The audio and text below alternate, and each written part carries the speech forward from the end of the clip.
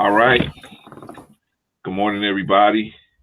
I know most of y'all are watching the lead attorney, and you guys over there watching the lead attorney and the situation going on with Myron Gaines. But there might be some of you guys that are tired of that situation and want to just get your normal life back.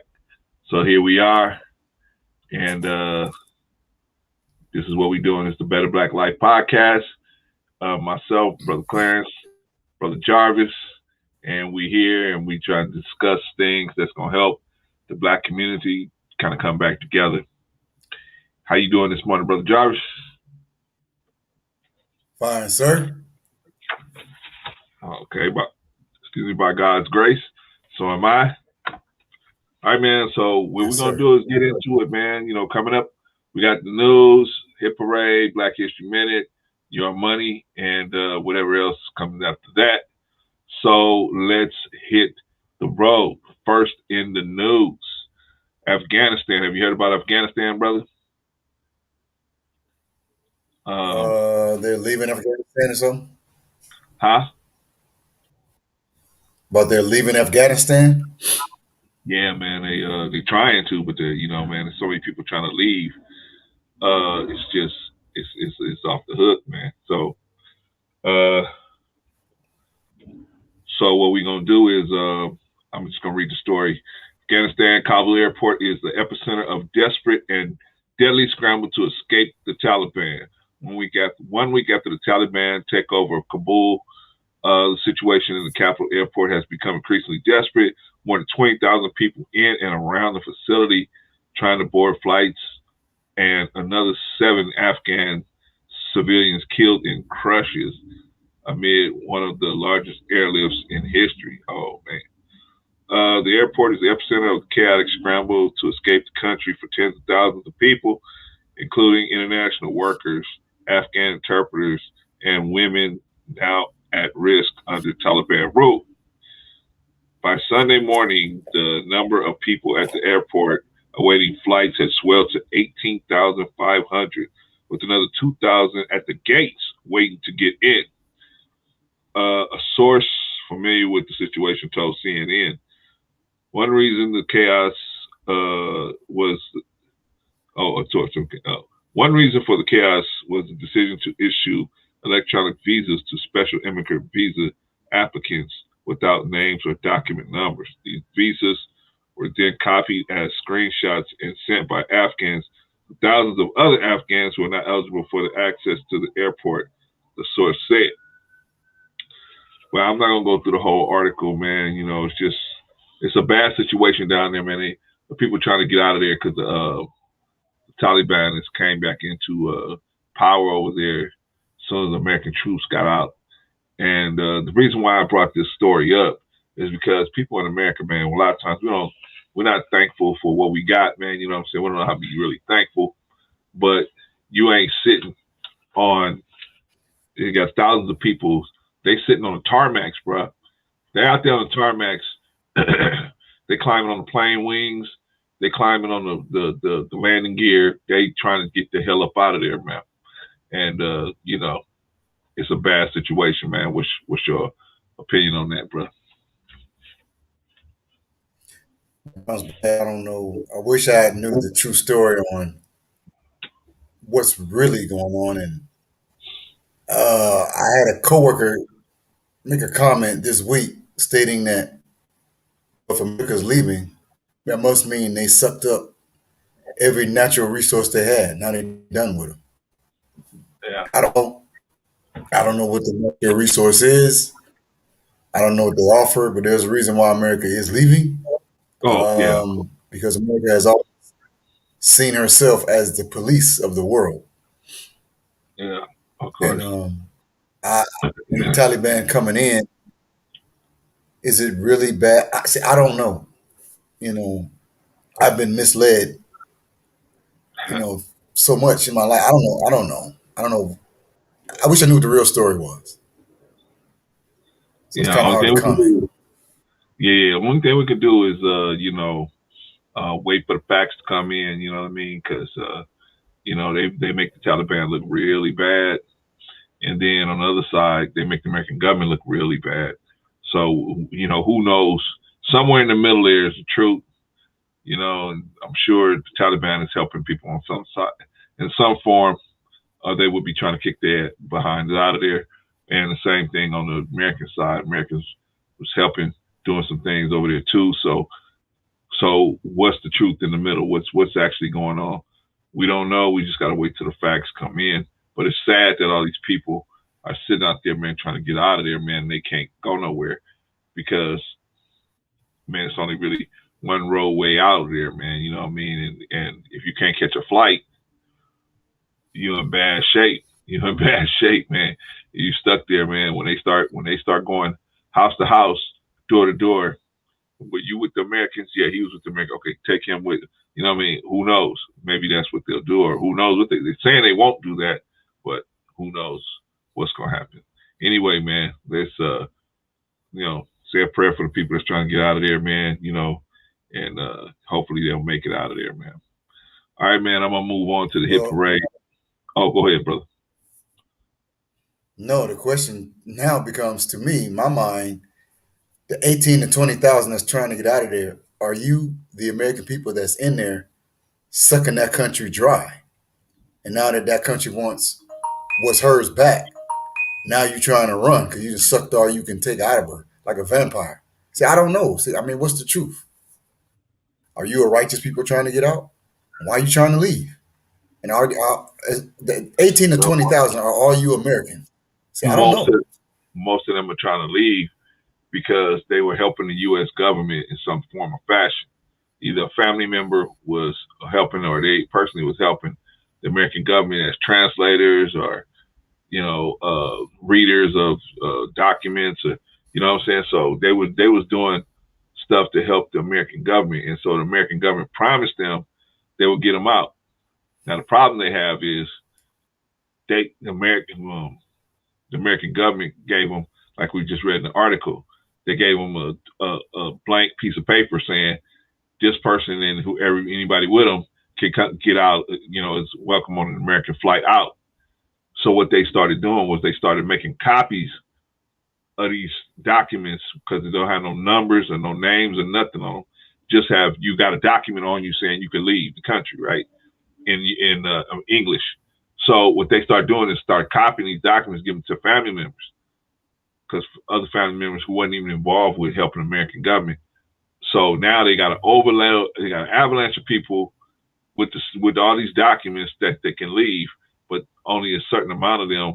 So they're trying to find the people that was actually helping the government and try to get them out first, and then go down the line and get everybody who they can. I don't know what happened. Who knows? I mean, you know, like I know, at the end of it, if America's involved with it, there's some type of resource there that's at the bottom of this situation. So we got to see what was to be gained. Like the FBI, just follow the money, follow the resources, and see what's going on, and then we can kind of see what actually is going on there. But it's clear to me that the people, according to the people, they look at it like, hey, this ain't gonna be nothing. We ain't gonna have no running water. We ain't gonna have nothing. We gotta get out of here. It reminds me of the 1942 or 41 when the Jews were trying to get the hell out of when they were trying to get out of Germany, and the Germans was like, yeah, man, we got trains for you. We got a place for you just for you. You know what I'm saying? And they like, damn, you know what I mean? The smart ones got out early, and I think that's what they're trying to do now. They're trying to get out early before it really get bad. But anyway, that's my interpretation of that, man. Moving on. Let's do the hit parade. Former Riverside dance instructor former Riverside dance director Miguel Bolanos arrested on multiple counts of sexual assault. Oh man. Riverside, California. A former dance group director has been arrested by the Riverside Police Department's SA Child Abuse Unit on multiple counts of SA against more than one victim. According to Officer Ryan Railstack of Riverside PD, 31-year-old Miguel Bolanos of Chino Hills was arrested on August 17th and booked into Robert Presley Detention Center. An adult female victim came forward earlier this year to report that she was essayed by Bolanos in 2017. That's what, 4 years ago. Okay. Since then, an additional woman who also reported she was assaulted under similar circumstances. A Riverside Police Department press release states investigators said that at the time of the assault, dance group director was associated with 909 Troop, a club at the University of California, Riverside, and also danced with groups going by the name of Notorious and GRV. Detectives also believe there are other victims that have not come forward. Anyone with additional information regarding this investigation and arrest is urged to contact Detective Melissa Brazil at 353-7950 or via email at mbrazil@riversideca.gov. Holy smokes. These cats, man, they just keep on doing this dumb stuff, man. I don't know what to say, man. I mean, it's like, it seemed like, man, but it's the society, brother. It's the society. And we're going to get to that, man. We're going to get to that because I don't want to jump the gun, man, because we got a good question we're going to ask. So let me go into the Black History Minute, man. Brother, do you know who Alice H. Parker is, brother? No, sir. It's a sister that actually came up with a heating unit that she improved the heating, a heater. She created a heating unit that could heat control the climates in different parts of a house or a building. But let me go into her bio real quick. Alice H. Parker was born 1895 in Morrison, New Jersey, where she grew up most of her life. Parker was a highly educated woman who graduated with honors in 1910 from Howard University Academy, and historically African-American university that accepted both male and female students since its founding in November 1866. Shortly after the Civil War, according to census data, Parker worked as a cook in the kitchen in Morristown, New Jersey, and lived with her husband, who was a butler. Unfortunately, despite a revolutionary impact on today's modern heating system, there's little to no information recorded in her personal life. Although the specific date of her death is unknown, it is thought she died in 1920 due to a thermal shock. Ouch. Her invention. At the time, central gas heating has yet to be developed, so people relied on burning coal or wood as the main source of heating. While furnaces and the concept of central heating have been around since the Roman Empire, the science hardly advanced in years that followed, and the heating methods utilized by the end of the 19th century were still pretty primitive in nature. Parker felt that the fireplace alone was not enough to heat her home and warm her during the cold Jersey winter, and went on to design the first gas furnace that was powered by natural gas and the first heating system to contain individually controlled air ducts that distributed heat evenly throughout the building. In more technical terms, Parker's heating system used independently controlled burner units that drew in cold air and conveyed the heat through a heat exchanger. This air was then fed through individual ducts to control the amount of heat in different areas. What made her invention particularly unique was that it was a form of zone heating where temperature can be moderated in different parts of a building. Parker filed for a patent for her design in the heating furnace in 1919. She then received a patent number US 132590A for her design on December 23, 1919. And it's got a little bit more about it, but I'm just going to leave it there. That's Alice Parker's sister came up with basically central heating with gas central heating. got her patent, and was on the cracker for her. So, did you know anything about this sister? No, sir, brother, but I really appreciate I can brag and boast of I know who invented central air. No Yeah, sister yeah, invented that, or climate control in every room. I never had any idea. Growing up in America, especially being black, and the way they feed us information and everything, white folks did everything. yeah. You know, she even had a patent because as you was reading, I'm thinking to myself, she came up with the idea and somebody stole it. Because most Right, times with us, man, we have the idea. You're an right. amazing people, but white folks steal it. So Yeah, you go down in history, although you did it, we never get the credit for it. yeah, You know, yeah. I'm glad to Unfortunately, hear that. man. Yeah, yeah, yeah. So this sister, you know what I mean, and like I said, we try to put our people out there, but that don't take our word for it. Go look it up for yourself.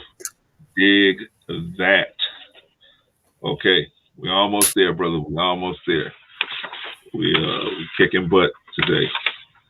Let's see. Okay, man. Our people, if they want to start their own business or do anything, man, they need to have income. Elijah Muhammad said that he had a program called the Steal Away Program. Put a little bit of your money that you're working on your job away so you can invest it and start your own thing because he believed in self-reliance. So, but if you're going to get a job, why not get a job that's going to pay you the most you can get paid for the hours that you're going to work, right? Okay, so we got these STEM jobs, Yes, and sir. I'm trying to push these young black men into these STEM jobs. And what is STEM? Science, technology, engineering, and math.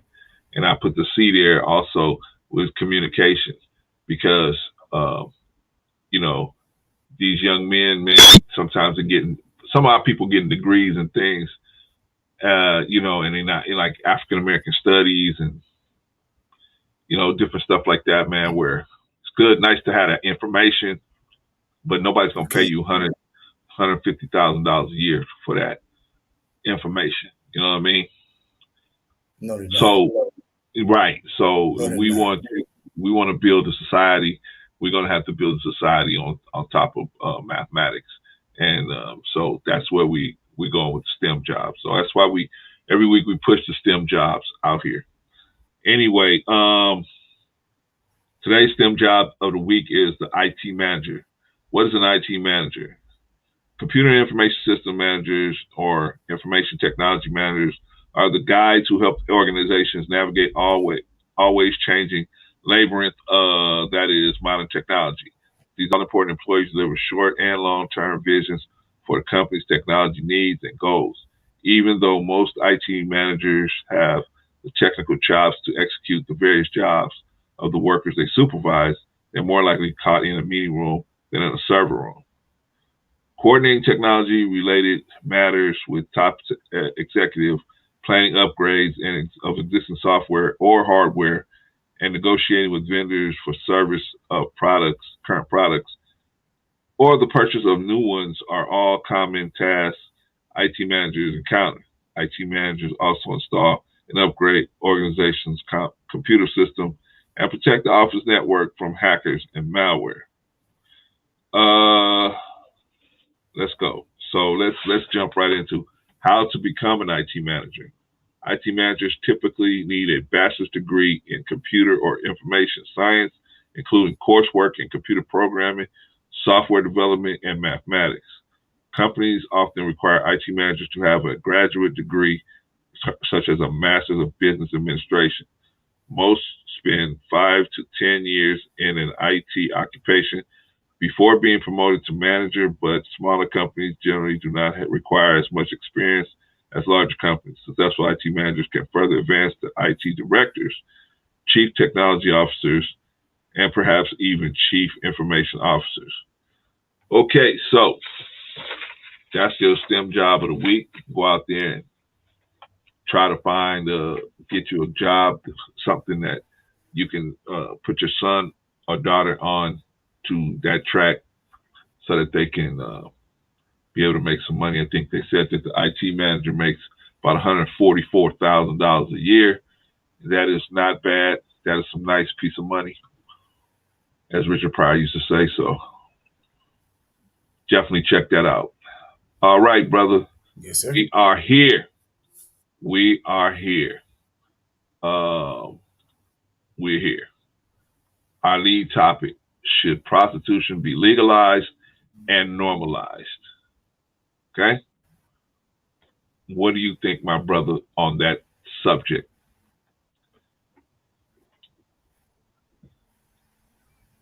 The legalized part, the answer to that question is yeah. The normalized part, a hard sell.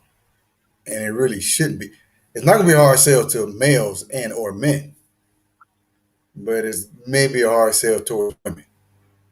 You know, um, should prostitution be legalized? Yeah, you know, I believe it would. I mean, in some ways, it kind of already is. I mean, think about it. You have young men, mostly young men. You have older men too, who go to a club, as they call it. You go to a strip club, and this woman and or parades herself in front of you, naked and or nude, and you throw money at her, but you can't touch her. Now, if you think about it logically, what sense does that make? You're giving her money for her to dance in front of you. Now she's naked and all, and that's nice, but really you don't get anything out of it except for well, I put it like this: there's a show on Stars, it's the Stars Network, and it's called P as in Peter, P Valley.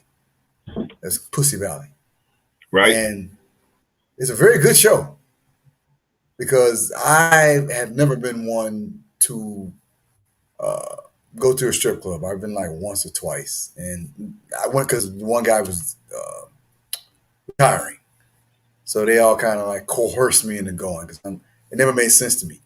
So I went, and I mean, I ate the wings, I looked at the girls, and I left. I left within 30 minutes. I mean, there's nothing I'm going to get out of it looking.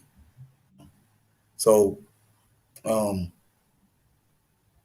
on P Valley, I'm watching the show, and I have to admit, now I've never seen it in real life. I mean, I've seen girls on the pole, but the most I see is her gyrating and pumping the air. So it's like, that's nothing.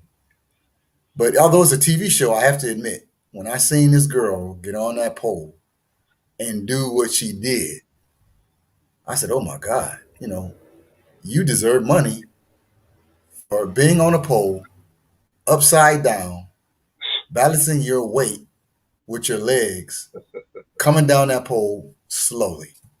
You deserve something because I was really entertained. Like, wow, when a woman knows she's a woman, and when she reminds you you're a man, to me, that's when both parties are at their best. And when that girl was on that pole doing that, she was literally playing with my emotion. I mean, emotion. She was literally playing with my imagination.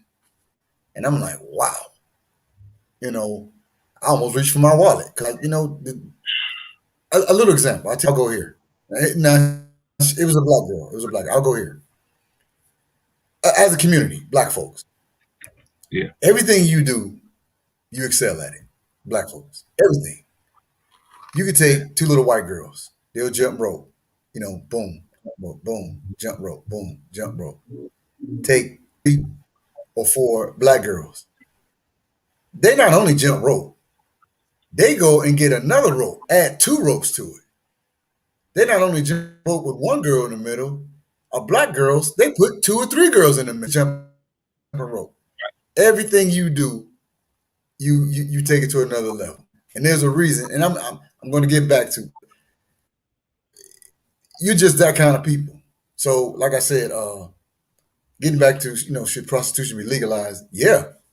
because it would calm down a lot of young men. And like the story you read earlier, relating it to that.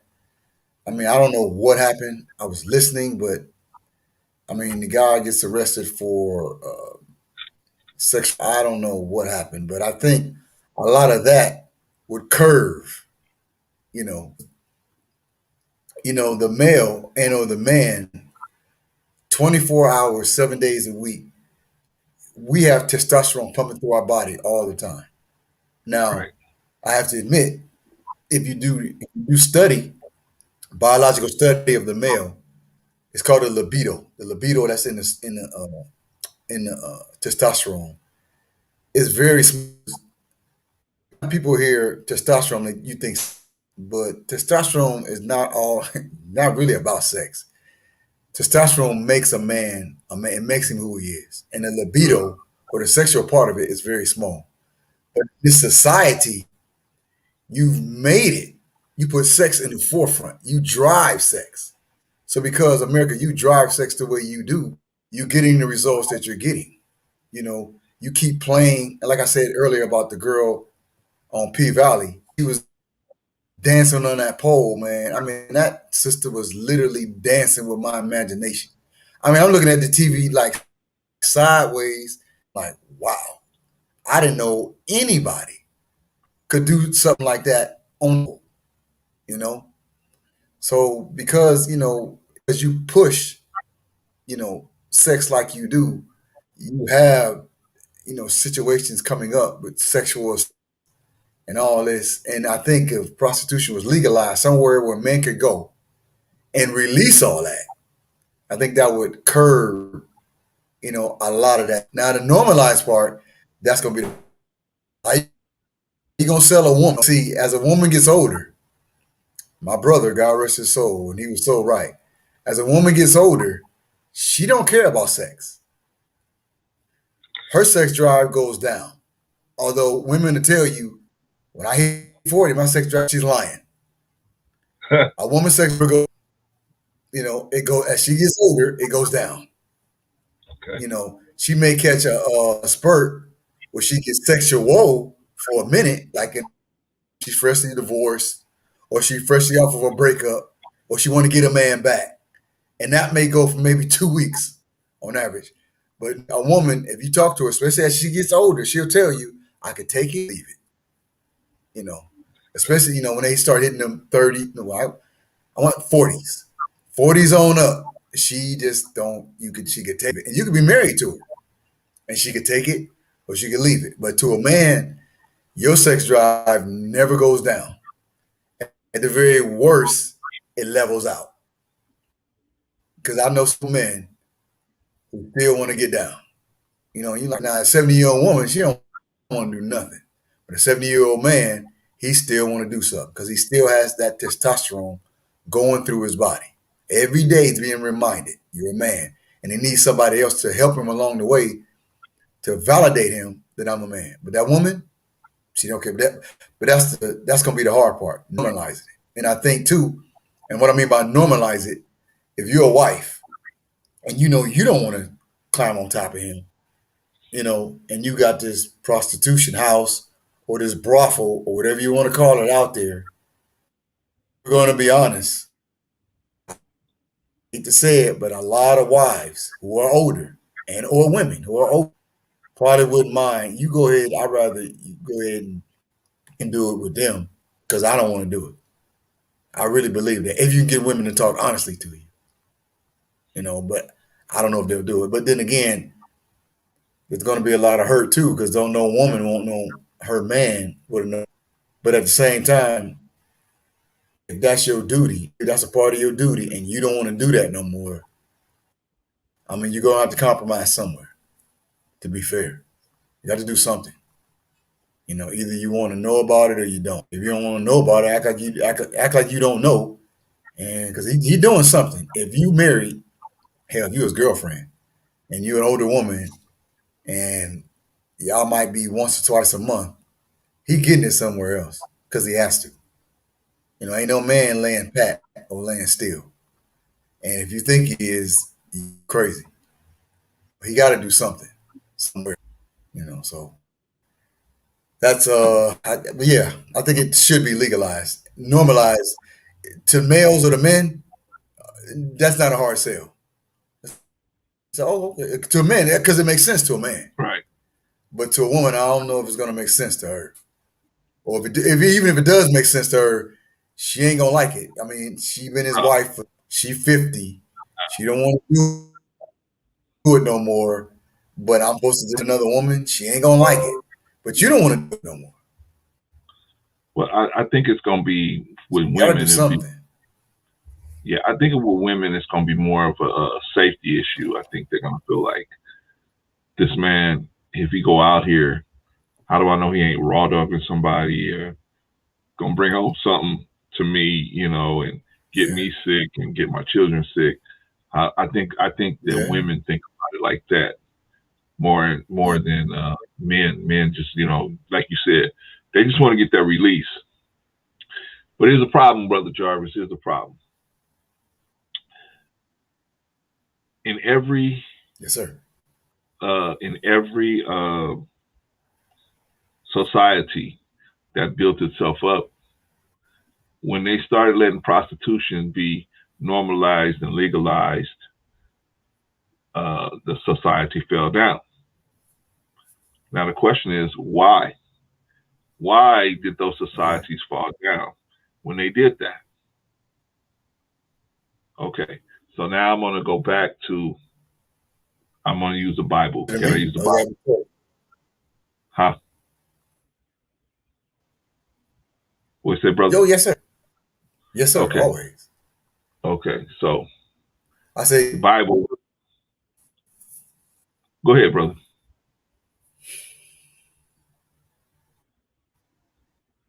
no, no. I didn't say nothing. No, I say yes, sir. Go ahead and use the Bible. Go ahead. Okay, yes, sir. Thank you, sir. So uh, in the Bible, we see when sex is first brought into the world, according to the book, it was brought with responsibility. It wasn't brought just to sex alone. Nobody said, Adam, you can smash this girl as many times you want, put babies everywhere. Don't worry about them. I got them. I'm God. I got them. That was never said to the man. So responsibility. So that means that if that wasn't said, then the man already knew that whatever happened after he said that prayer with her, let us make man after our image and after our likeness, then he was going to be responsible for whatever developed after that. Now, the problem we got is that um, these great societies, what they end up doing all the time, because of, like you said, the men and the testosterone is so strong, so they end up pulling the responsibility away from the sex. They rip them apart. They're actually one item together, but they end up ripping the responsibility apart from the sex. Everybody wants the sex without the responsibility that go with it. And so that's where I'm having the issue with the prostitution being legalized, because not because I'm approved, but just because I'm looking down the road and I'm seeing how it's going to affect. Let's say they do legalize prostitution. How would it affect us in the black community? Well, one way it would is if they have to legalize high class escorts, they're not going to be able to just say, okay, well, we only legalize the high class escorts. They're going to have to legalize sex work, period, right? That means the hookers on the street are going to have to be legalized as well. Where are these hookers going to be at? Are they going to put them out in Malibu? Are they going to put them out in Rancho Palos Verdes? No, they're going to put them down here in Compton, down here in Watts, down here in LA, down in East LA, down in Lincoln Heights, Boyle Heights. That's where they're going to be, in pretty much the lower income areas, right? Brother, are you familiar with a term called hunky? Right. You ever heard of that term? Yes, sir. Okay, Yes, sir. so For people that don't know, that's a word that if you talk to older black people, or you watch something like George Jefferson or something like that, Jefferson, he was always called white people honkies, and they got that name. And do you know how they got that name, brother? Yes, sir. Okay, but I'm going to explain it to the public. In the 40s, in the 30s, the 40s, not even I wouldn't even say 30s, the 20s, from the 1920s down to the 1960s, 70s even. What happened is in the black communities like Detroit, Chicago, St. Louis, Memphis, what happened was the black communities were lower income, and so that's where a lot of prostitution was happening. White people didn't want it in their neighborhood, but they made it okay. They protected pimps so that they could have access to black women in those communities, right? But they couldn't. They only could go down those communities after they got off of work. Well, after they got off of work, you and me, we sitting there trying to teach our children. We debriefing them over school or eating dinner or whatever, and it was nighttime, right? But the white people would ride up into the black neighborhoods looking for prostitutes at night, and they don't care where they're at. They don't care that there's a apartment building right here and there's people trying to sleep and all that. They didn't care, right? So what would they do? They, instead of getting out the car to go to the prostitute, what they would do was they honk their horns. So that's why everybody knew when they heard all them horns honking, they would say, there go them honkies down there honking their horns. That's how they got that name, calling themselves, and they got that name honkies, right? Okay, 2021. If we would have to legalize this situation, I think it's going to be a burden on the black community because that I don't think it's going to be allowed to be anywhere but in our communities, and just like they did before, where they protected and lifted up the pimp so that they could have access to black women. That will happen again. Not just white men, but all men, just society wide, will do that, and it's going to be more of a strain on the black community, in my opinion.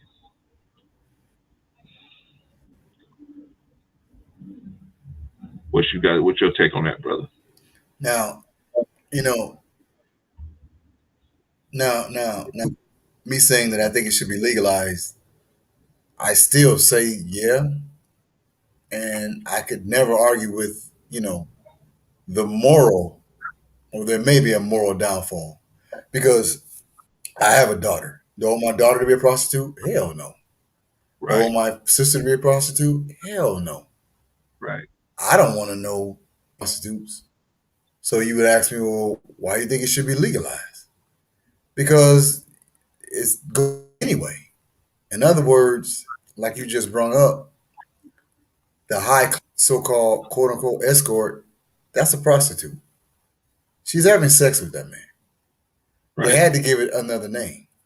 You right. know, I don't know if you remember the Heidi Flight, you know, Yeah, that was a prostitution ring. right, These were for the celebrities. You know, right. it's going to, it's kind of like bootlegging. It's going to happen. So the Yeah, thing is, since it's going to happen, because it's not going to not happen. Go ahead and legalize it, and it would be what legalized, because in the long it's gonna hurt. It's gonna be hurt for everybody. That sounds nice, and that's right. You know, but let's be real. It's going to happen. And I don't yeah, think any woman, that can't be a pounding or that can't be a beating towards your body. I wouldn't suggest any woman to do it. You know, but some women are going to do it. Some women don't yeah, want to work, and sometimes the money is lucrative. You know, yeah. and Well, let's some be of straight them up. Well, let's be honest, man. Look, I'm sorry. no, go ahead, bro. What was that? Go ahead. No, and let's be honest or let's be real. Let's be honest, let's be real. If you're a sister out there and you really don't want to work and you got children, even if you don't have children, and you doing what they say, quote unquote, what you got to do, and you got two or three men that's breaking you off bread or breaking you off money, I mean, what do you think that is? I mean, it may not be quote unquote, you may not see yourself as a prostitute, but these men are giving you money for sexual favors. You're doing the same thing or the same act as a prostitute. So it's happening every day, you Right. know. Now I don't want to give a sister that term. I don't, but you're doing the same thing. I hear sisters tell me, "Well, I got this man to do my nails. I got this man Right. to do my pedicure. I got this man to do my Right. hair. Right. This man to just give me money." What are Right. you doing? Oh, I got this man, this old man over here, just give me money because I look cute. We're doing the same Right. thing a prostitute is doing. Right. All prostitutes is not always about sex. You got some men who are quote unquote, who just want to look at a girl paint her toenails. It's like, what are you doing? But he'll pay her money for that. So you're doing the same Right. thing. Right. So like I said, it'd be nice for me to say, I don't want it, but it's gonna happen. It's like telling a woman, look, you shouldn't take that man. She's gonna tell you, I'm doing what I gotta do. Or then that one movie, Ice Cube, you gotta you gotta do what you gotta do to get what you want. Something like that. But anyway, a woman's gonna do what a woman's gonna do. So whether she has not, you know, it's happening every single day. Hell, be married. And this could be your wife and she want a new car. Instead of just outright asking you, all of a sudden for 2 weeks straight, she just giving you everything you want sexually. And or just making sure she's cooking and cleaning and everything. You like, man, I don't know what's going on. And next thing you know, boom, I was looking at this new car. I mean, and that's your wife, but still, same thing. Because a car, in order to get the car, you got to have money. You're doing the same thing that a prostitute do for sexual favors. I It's don't something know, that you bro. need. So it That's depends a on very where's a how you look. very that's a very squiggly line right there, man. To be able to say, well, a wife and a prostitute is kind of the same thing. That's That's a very why. squiggly line, man. Huh? Why don't you just act? You ain't got me. I mean, you probably do though, but you don't have to What you do say? it if you if you on your duty. I'm saying, man, or ask your husband for the new car. You don't have to Right. want me. Just outright ask him. You know why you don't outright ask him? Because he gonna say no. So what you do? But there's some You're guys gonna you give can him ask sexual for a new car. favors. One. But there's some guys you can ask for a new car and they're gonna say they'll be like, yeah. There's some guys that do that. That's why I say that's a kind of a slippery slope right there, man. To say, a wife and kind of and a prostitute kind of same thing. I know they got kind of the same bag of tricks, but I don't think they're on the same playing field. You dig what I'm saying? Well, okay, Huh? I hear you.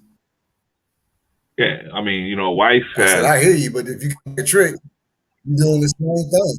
And I said you're doing the same thing that prostitute do. You're doing the wait a same minute, but thing. well, you got the same bag of tricks, but the wife has what we were talking about. I said the American society has taken sex and responsibility and split them apart. They're supposed to be together. When God gave them to us, they was together. They was matched. They was at the hip together, right? The American society has taken sex. Not only American society, Romans, Yeah. the Greeks, they ripped this responsibility away from it. Especially when you was in slavery, they really ripped the responsibility from you. Hey, nigga, go out here and have 12. We need some more people on the plantation. Go out here and sleep with your sister, your brother, your mother, all of these people, and make some babies with them, right? You ain't never was gonna be ever be responsible financially for those children, right? Well, the same thing has happened on the women's side. where they took the responsibility away and gave the woman a job. She could actually make money doing something that was supposed to be sex and responsibility was supposed to be together. She wasn't supposed to be involved with it without the responsibility. But now, because of American society, she can be involved with sex without the responsibility. Therefore, that's when all hell breaks loose. Everything breaks down. So getting back to the wife, how the wife is different from a prostitute. The wife has the responsibility with it. See, the responsibility with the wife has a responsibility. So we can see, okay, there's something in it for the wife, other than the sex, other than the money. Whereas the prostitute ain't nothing in it but just the money or whatever they're looking for, the fame or the fortune or whatever. Let's see what Brother Mark is saying. Let me get this real quick. They are the same. You have feelings for one and you F the other, but you still got to pay. Yeah, that's true, brother. You still got to pay, but the difference is the wife, you have an inherent trust for that woman. You know what I mean? Whereas a prostitute, you come in knowing, can't trust this. I can only trust this person for this moment in time we spend it here. A wife, you're going to have to trust her with a bunch of different other things. You got to leave your children with this person. Would you leave your children with a prostitute? Most of us wouldn't. You know what I mean? So, you got to trust your woman with your wife or, your long-term relationship, whatever. You got to trust that person. There's inherent trust in there. That's why she has a responsibility to not only be good sexually or satisfy your sexual needs, but she has to also, be responsible. She got to show you that she's responsible because you're going to need her to be responsible if she's going to be around, right? Prostitute ain't going to be around. All I need her to do is keep her mouth shut. That's why I'm paying you. I'm paying you for the act and I'm paying you for your silence. Those are the two major things I'm paying you for when you're a prostitute, right? When a wife, you are not paying, you're basically keeping the wheels moving by saying, okay, this is a yin and yang thing we got to do here. I need to take care of this. You need to take care of that. I need to take care of this. You need to take care of that. It's a different dynamic. That's what I'm trying to get you to see. You know what I'm saying? Peace to you, brother Marcus. Well, man, brother. Sir? Sir? No, I was just saying, me and brother Marcus, we both, most men understand exactly what you're saying. But dealing with the man, unlike women, males deal in mostly 2 + 2 = 4. On one side of the equation is 2. On the other side of the equation, 2 + 2 is 4. It's 4. It's 4 on both sides. Right. So when Brother Marcus says they are the same, and it's not that no one, or it's not that we don't not understand what you're saying. We know that, like you said, you love the one or you got feelings for the one, you just effing the other. Now to a woman, do you know a woman that makes no sense to her? You could tell a woman that and she'll get angry. She said, you can just do that. And you're like, well, yeah. You could just love one, but you're just effing the other. And to a man, it's like, yeah. Well, how can you just do that? Because I just said it. I do love you. I do love you. But you don't want to have sex no more. So this woman over here still want to have sex with me. So that's why I'll stay with you. I love you. But you don't want to have, because see, but I'm effing her. But if she really love you, and she know you want to have sex, and she knows she can't have sex, she'll probably turn her up. She probably ain't gonna never say, "Oh, I don't mind. You go ahead and have sex you want." She probably just gonna turn her head the other way. You say, "Oh, I'm going to hang out with the fellas," or whatever you say to get out of the house. She know in her heart. A woman know when you sleep with another woman. She just turn her head the other way because she know you got to get it. She can't give it to you, and she love you enough. She wants you to have it, right? That what a wife. I don't think You and said can't. a white, huh? We say You using the word. You said can't. See, there's a difference between can't and won't. can't or won't what? Because see, mostly I was talking about the word can't. See, if you have an ailment, if a woman is sick and she has an ailment and she can have sex is one thing, but to have the ability, most men are dealing with women who just don't want to. You Okay, don't want to. well let's explore that. What will make a woman? It's like okay, Well, let's explore that. Why would a woman not want to have sex with a man? Why would a woman, I'm talking about in a relationship with a man, not decide all of a sudden, I don't want to have sex with this man anymore? What would make something like that occur? I don't think that's a normal we really situation. need to talk to her about that. But but then why, when as they get older, they just don't have sex with you as much? I mean, Well, in general, like I women, said, when you meet her at 20, she's giving it to you like she was, and when she's 40, well, you I still mean, want to do it. She don't. yeah, well, see, like I said, it depends. It depends. Now, some women have been having sex with somebody and they haven't really been hitting that spot. So the person is not really that skilled, doesn't want to listen. See, that's one of the things I think. If you're going to be with a woman or you're going to be with somebody and marry them, that person you should know that they're going to be willing to learn and listen with you. If they don't, then you're getting yourself into a bad situation.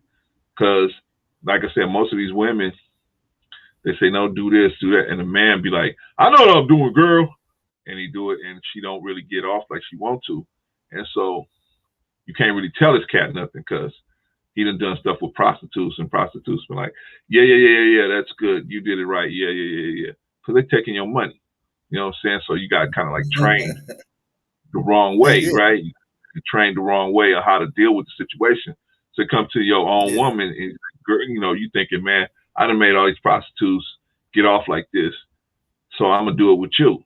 And the woman's like, nah, ain't working with me. I'm a whole different person. You know what I'm saying? So now you're dealing with somebody you ain't paying now. Now that person's not right, gonna just say, oh yeah, that was good, just because you gave them money. Now she wants to get off as well. Not like a prostitute. right, Prostitute will come home and get off. But now this person right. wants to get off okay, so that's what I'm saying. So sometimes over accumulation of years of dealing with stuff like that and not being able to tell your partner or telling them and they just not listening, they just don't have the mind to listen. Was sometimes women just get tired, they just say, you know what, I've seen this movie 1,000 times. I know how it's gonna end. It's a bad movie. You know what I'm saying? So it's okay. Right, It's like, let me relate it right, to us. right. You ever had this situation happen, man, where somebody was giving you some um, special attention orally, okay?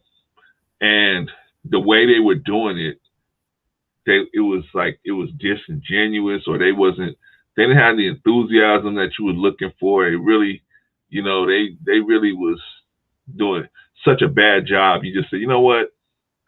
Stop right here. It's okay. We can just move on from here. You know what I mean? I Right. mean, we've all had that happen, I think, right? And to the point where you get to the point where you go, okay, if I want that special oral attention, you ain't my person. I gotta go somewhere else for that special oral attention because you ain't my person. And I think a lot of women get into that situation. They fall into that. Plus children, and then they look at themselves after 2 or 3 children, man, and they don't look nothing like themselves. And they get into deep depression, or they get into what's the word? They have bad self esteem, so they Postpartum. feel like, man, yeah, well, postpartum or Yeah. whatever, and they have just bad self esteem. So it's hard for them to get turned on. They don't look at themselves as sexually arousing. So they just say, go, I don't want to do it. You know what I mean? And so I think but a lot of guys just don't listen. That's the number one thing, in my opinion, that a lot of guys just don't listen. They feel like all females are exactly alike. You can get this female off the way you can get that female off, and it's not the same. It's not exactly the same. And so that's what a I lot can of defend females that. do. So, huh? What's I that, know. I'm brother? just saying I can defend that Oh, defend because it. Go ahead. I've heard both sides.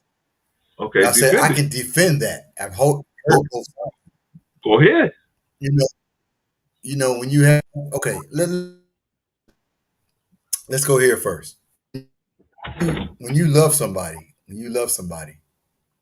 we talk about a woman you in love with, and we're going to Okay. assume that they in love with you too. Okay. But she don't really know what she's doing orally, Okay.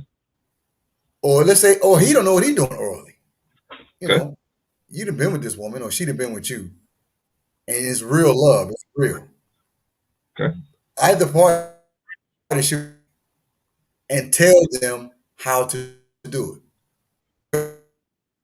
It gets corrected, because it's real love. Because I'm with you. Because the one thing about sex, and we talk about real love. Now, when we talk about a prostitute, 50% of being with somebody is mental. Okay. That's why you get off. 50% of that's I would mental. say Most eight. of the time, the prostitute, she's not gonna get hurt because she really don't.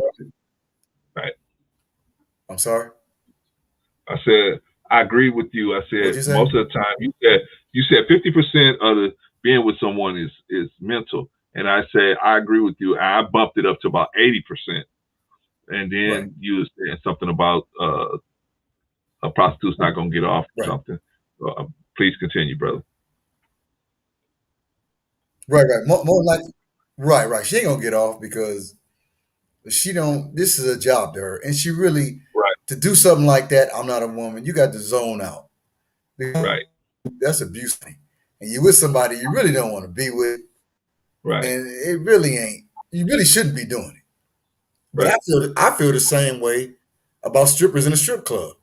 When I went there that one or two times, I wanted to tell all of them, you know what, everybody clear out. Sisters, I sit all of them down. You ain't got to do this. You don't want all men gawking at you, throwing money at you because you dancing naked. You don't want to Right. do this. Right. This ain't for you. Because I read Right. over 20 years ago, I think it was in a magazine. I forgot what magazine it was. I want to say Playboy, but I don't think it was Playboy. They said most women that do wind up killing themselves. And Yeah. it's like you think you can live with something like that. Yeah. But they really can't. They can't live with themselves because the whole world, because sex is a very private act. But that's a whole nother subject. So like I said, I said I could defend that. Now, Yeah, man. orally, like I said, or sex, or sexually, both parties, real love, you can sit down and tell the other party, this what I like, this what I don't like, this what I need, this what I don't need. If it's real love, you can sit down and tell them that. Now, the problem with when it's not really real, you have some men, how I got you, how I think I'm gonna keep you. I came in telling you, I'm the man. I in and made you give it up to me, or have sex with you, wild or whatever. And maybe it was good, maybe that first time or second time, but after a while, you want to get treated like a woman. You don't want him just thrashing. But you think as a man, well, this is what you like, right? This is what you like. That's what you told me. And now it's kind of like too late because she can't tell him like time. I don't want it like that all the time. But to him, you made him think he the man because I guess you was trying to get him. So that's why when you say that he don't listen, that's on his. He don't listen because to the man he think this is how you want it. You like it like this because this is how I got you. How I got you is how I keep you. Now she could I be get developing it. feelings, and if he ain't listening, he ain't got no feelings, or it could be vice versa. I get it. Go ahead, I bro. get it. I mean, I get it, brother. I'm not. I agree with. you know, I get it. The problem is that people develop over time. You know what I mean? Like what a woman will do for sex at, you know, at 25 may differ at 35. You know, at 35 they may say, you know what, that's I'm wasting a lot of time doing that. Let me streamline my situation down to this. Right. And so, you know, they may or they may not. You know what I mean? Like I said, I use an example of the woman doing the oral situation, and you trying to tell this woman, hey, the way you doing that is really, it's you're hurting me the way you're doing that. And they just go, you know, just shut up, leave me alone. I've had that happen where I said, man, I have to, this person I have to scratch them off the list because they just can't, you know, I can't have them abusing me like this anymore. And then I'm telling them that that's not Right. cool with me, but because they've done this to other men, they think I know what Right. I'm doing, and you know, you can't tell me. And that's the problem. That is the problem. That's Right. and I believe a lot of times that's what has, Right. like you said, it's gonna happen whether you legalize it or not. We're not talking about whether it's gonna happen or not. We know it's gonna happen whether it get legalized or not. It's the oldest profession out there. It's gonna be around whether we say, yeah, you know, go legalize it. The only really topic, the only real issue is how will it affect the people? How will the people be affected by this legalization? How will it affect the people? Will men decide? Like, in other words, these young guys, if they can just say, hey, you know what? I don't have to get involved in no relationship. I can just go pay for it, and I'm just go pay for it. Boom. Who will start a family? Why will people start families if they know that they can just pay for sex? In other words, they can have sex without the responsibility. Right. Why would you know? So while we trying to teach our children, especially the men child, responsibility, because we feel like, hey, you know, at some point you're gonna have a woman in your life, and that's gonna require you to be responsible over a few things. But then they say, I don't have to have a woman in my life.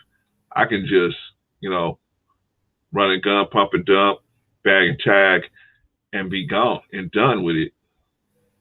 Why are they gonna get married? Now people will say, oh yeah, divorce rates are going down. Yeah, divorce rates are going down. Why do you think divorce rates are going down? Because marriages are going down. People ain't marrying. So it just goes to say that logically, if the less marriages, are going to be the less divorces, right? So, but I'm saying that to say that, you know, women and men, because of their, sometimes it's ego that won't let them just say, oh, well, maybe I should learn from this person. This person is telling me what they want. Why don't I just listen to them? But some men don't. Let me stick to the men right now, because you asked the question. Well, no, you didn't. I asked it. What would make a woman decide to stop having sex with somebody? And I think this is one reason why. You know, and then a lot of times a woman can fall out of attraction for you. She be attracted to you for all these years, and then, you know, she worked with Big John at the office, and you know they go for coffee or whatever, and a woman can make a whole world in her head that this dude is trying to sweep her off her feet, and they went to Cancun and all that, and it didn't do nothing. All they did was just go for coffee. Absolutely. But next thing you know, Right. she started falling for this dude and trying to see how can I pitch my wagon to him. And then she started developing this resentment for the dude at home. And here's a dude that was at home, you know, helping you, you know, when you were sick and everything like that. And I'm not saying you got that force you to stay attracted to somebody, but at least to show them the respect of sitting them down saying, hey, I'm not happy about the situation. But most women won't do that. Most women will try to leave breadcrumbs because they don't want to directly tell you. They want to be able to say when the popcorn pops, I tried to tell you, but you know, and so they won't feel bad. That's my interpretation of it, brother. What you say? No, you are absolutely right. You know, because I really want to talk about that woman, and you know, she'll create a whole world in her head. You know, you That's a bring tough that point. up. I've had to be honest with you, and they that um, they'll be Yes, at can the I help you? job, and they just talk to this man, Let me call you right back. and it's like I own this man, and I'm like, what do you mean by you own this man? And it's like, well, that's my boyfriend or my husband at work. And I'm like, okay, did you sleep with him? No, but that's my boyfriend at work. And in their head, do you know women really believe that? And it's like, no, unless you sleep with him, you don't own him, and it's not your husband, work husband, that is, or boyfriend at the job. Nothing. And if you're sleeping with him, maybe. But you can't let a man that you ain't slept with. But to a woman, or we just went out for coffee. And that's mine. That's mine, right? That's not yours. You want to own him? You better sleep with him if you want to own him. You want to claim him? You better sleep with him. You better get it out your head that, oh, that's mine. That's not yours. He's definitely not yours. But to a woman in her head, that's hers. But it's really, really, really not hers. But like I said, but that's just like I said, that's just on a woman. You know, why a woman falls out of love, I would love to get them on this show and ask them why. I really wish we can get more women on this show and ask them why. I mean, what makes you all fall out of love? Why do you do it? But I doubt if any of them, to be really honest with you. I really doubt it. Sometimes you can get them to talk, but for the most part, a woman, like you said, she'll leave breadcrumbs. So when it all go down and she leaves, I tried to tell you. No, you didn't. You did not try to tell me. If you Yeah, try to tell me, just tell me outright. right. Well, why But do a you think woman, they won't like do you that? said, she does that so good about herself. So because she knows she's wrong, Well, telling that the too. truth. She knows She's she's scared what wrong. you're gonna do to it, and You could she's be scared, you could be boyfriend and girlfriend. but she's scared of God's vengeance, man. When she see that she's wrong, she's standing on the wrong side of God. She knows she deserves God's vengeance, but she's scared to accept it, whatever form it may come in. Now, we're not saying you hear something crazy and you should go out and do something violent. I'm not saying that. But I understand that a lot of guys will have something build up in them where they feel like they got to retaliate and reach out and do something violent like that. We don't recommend that. I'm not saying you should do that. But the feeling that you have, that's God's vengeance in you. You got to temper that. It's up to you to temper that and use God's vengeance in a constructive way to handle the situation. All right. Sorry, brother. I didn't mean to interrupt you, but I want to make sure because I don't want people thinking that, she knows she's wrong, but not just that. Why does she know she's wrong? She know that God doesn't like what she did. She knows that. So she knows that she deserves um, retaliation for what she did.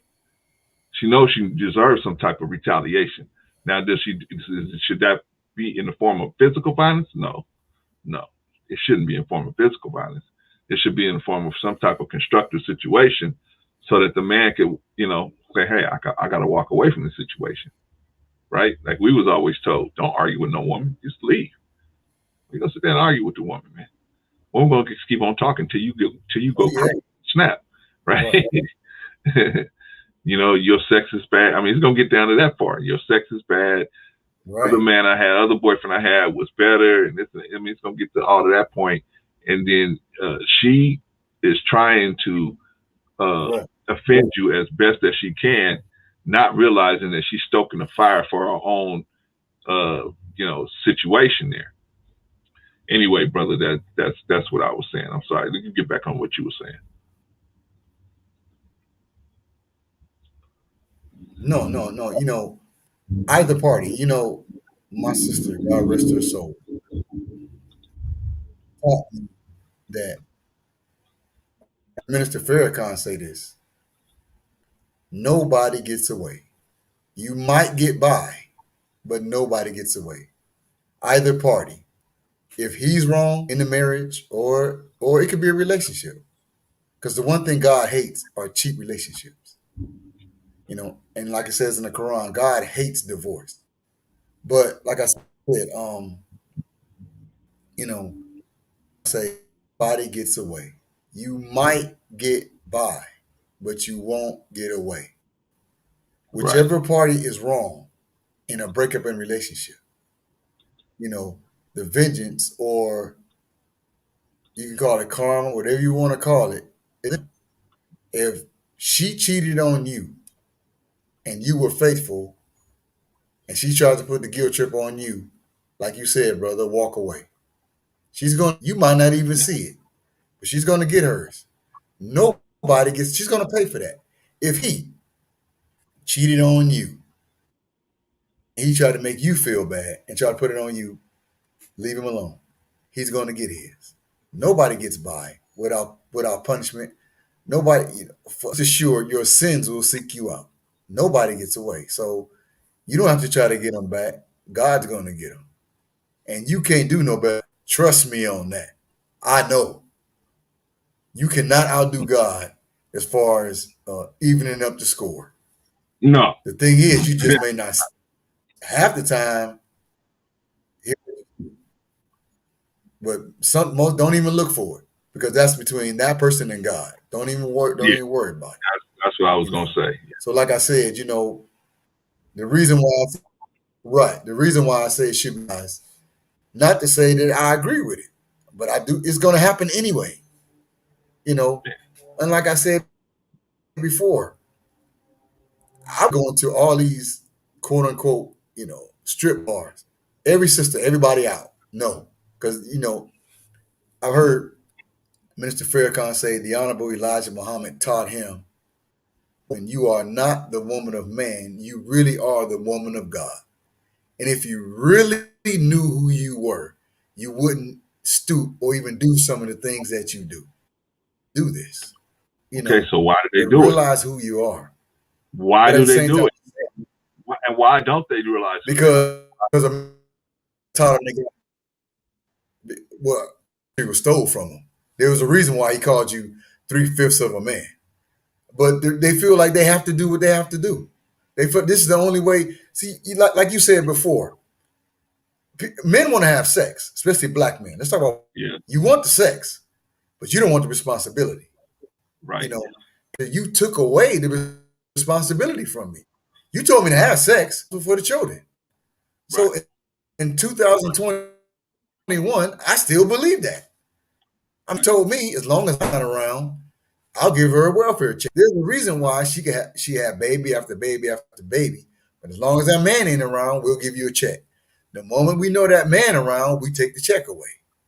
So you say, well, why does she do it? Because she feels she got to. You've made the black man into nothing. What are you needing for? Besides having sex, what do we have? We don't own nothing. We really ain't doing too much of nothing. Besides excelling at sports that they're allowed to be. Literally, the black man is worth more dead than alive. Literally. To especially the sisters that's living, off the assistance of the government. I mean, that's how they live, that's their major source of income. It's hard. It's hard on them. They have to choose there's a book called Sophie's Choice. You familiar with this book? I bring it up all the time, but it's a lot, rather. No, sir. But it's a book. It's a book called Sophie's Choice. If you get a chance to go read it, man, good book, man. And it's a book about a Jewish lady, and where they had in the World War II, and she was in Germany, man, and How they did the Jews was so cold. I got to give it to the Jews. At least they ain't doing the Palestinians like that. They doing the Palestinians pretty bad, but they're not doing them like this, where they say, "Oh yeah, put all your clothes on, put all your belongings on this train here." Right. You have two trains side by side, right? And they tell the Jews, this train is gonna have all your belongings. So put all your belongings on this train. You guys, the people, actually gonna ride on the other train, and so they would get on the train, and the train would. They were telling them it was taking them to a secure location, which obviously they found out when they got there. They was going to actual concentration camps. But the cold part about it was that train with all the belongings never moved.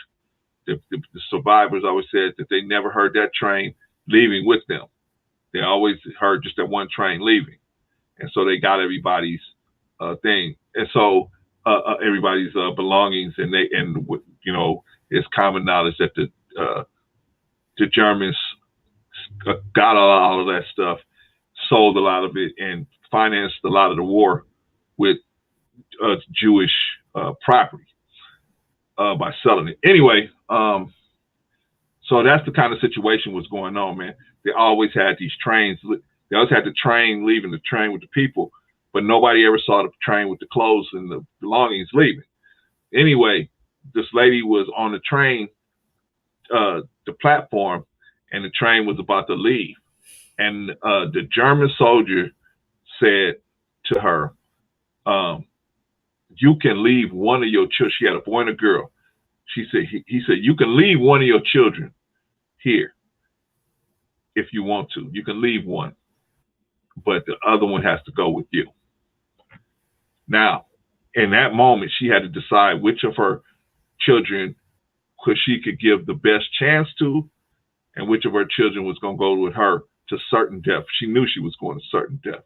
It's like that road they have when you walk, when they put the Palestinians on, they kick them out of Jerusalem, and there's a road there. It's soldiers on one side, and it's soldiers on the other side, and there's nothing in between. So they kick them out that road. So if they either die on the way to the other soldiers, they either make it to the other soldiers, get shot, they stay and get shot.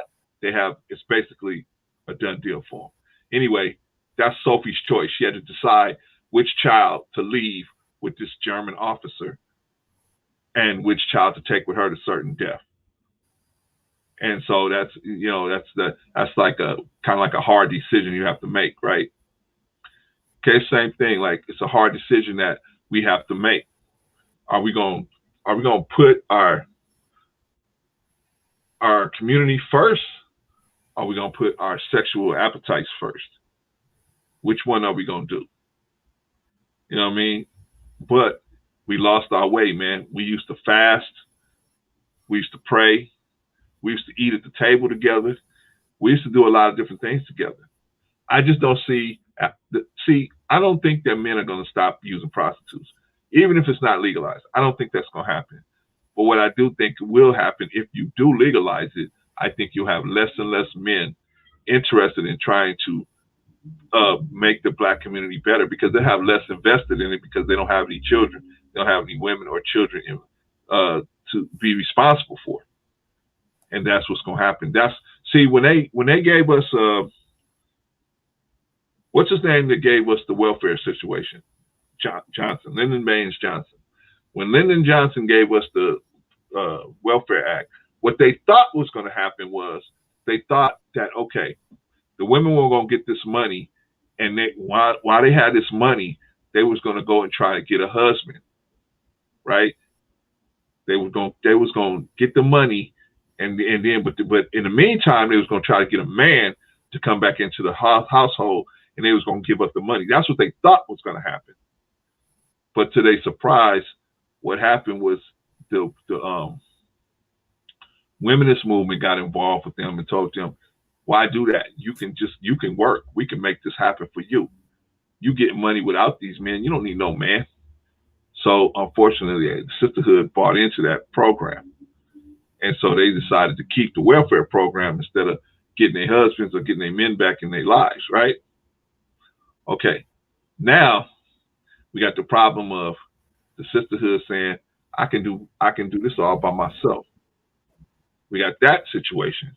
Then we got the men saying they just running around bagging and tagging, running and gunning, you know what I mean, hitting and missing. So that's how do we get this thing back right?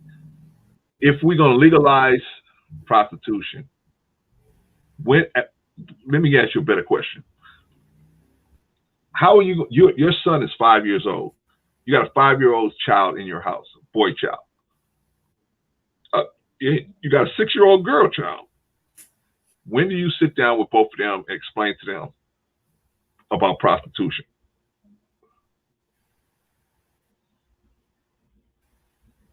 If it's legal. Oh, well, those are at different. I mean, at different stages. Now, growing up in this society, they made it smaller with social media.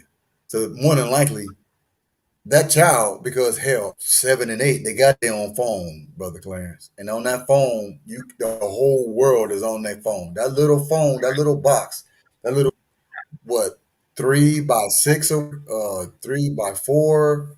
That little box got the whole world on it. So your children Right, learn more on that little box before they're 10 than ever before. So right. it is true when the Bible says, as generations go on, they get wiser, but they do come in wise. Children are very. So you won't have to explain too much. You won't have to explain prostitution to them. Now, you want to give them perspective, and that should come from you. That should come from, and then the father, That's what boy I mean. or I girl. mean perspective, You man. know. I mean, of course you're not gonna have to explain Yeah, everything yeah. to them. You're gonna have to explain what's going on and is that right or wrong, and is that something that you want them to get involved with? If not, why not? You know what I'm saying? You have to explain that to them because I think if Well, it's you definitely legalized, don't. especially in LA County, it's going to be in the black and brown neighborhoods. I mean, place where you can actually walk in and say, yeah, give me a number one and give me a number one and a number five to go, or whatever, right? However, you can walk in and order it, right? Like McDonald's or whatever. I don't know, but I'm just saying because people are saying, well, no, we're talking about legalizing it for the top escorts. No, but the womenist movement gonna say if you legalize it for them, you have to legalize it for everybody down on the ground too. So that means it's gonna be just like they got marijuana grow houses everywhere. You're gonna have places like that everywhere. Where it looks like a normal house, but you're gonna walk in there and it's gonna be all kind of stuff you can buy, sell, or trade or whatever, right? And I think that's mostly gonna be happening in our communities if it's legalized. So that being said, your children are going to see, hey, Dad, Right. how come that house always got different people going in and out of it? What's going on over there? So you have to confront that. It's like people that live off of out here, right? We in LA, people live off of Figueroa out here.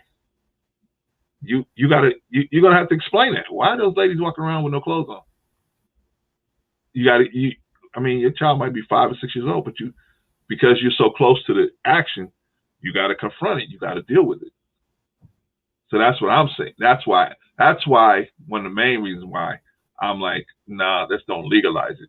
Okay, you guys are gonna do what you gotta do, but let's don't legalize it. That way, we won't have it. Because then it'll be they'll. I'm telling you, it won't be in Torrance, won't be in Rancho Palos Verdes, won't be out there on the east side of the west side of Long Beach. It won't be in Huntington Beach. It'll be in places where low income, where you can walk in. Yeah, give me a number 15. You know what I mean? So that's my opinion. You know what I'm saying? That's why I have such a strong thing. Now, as far as it being Yeah, like normalized, Heidi Fleiss.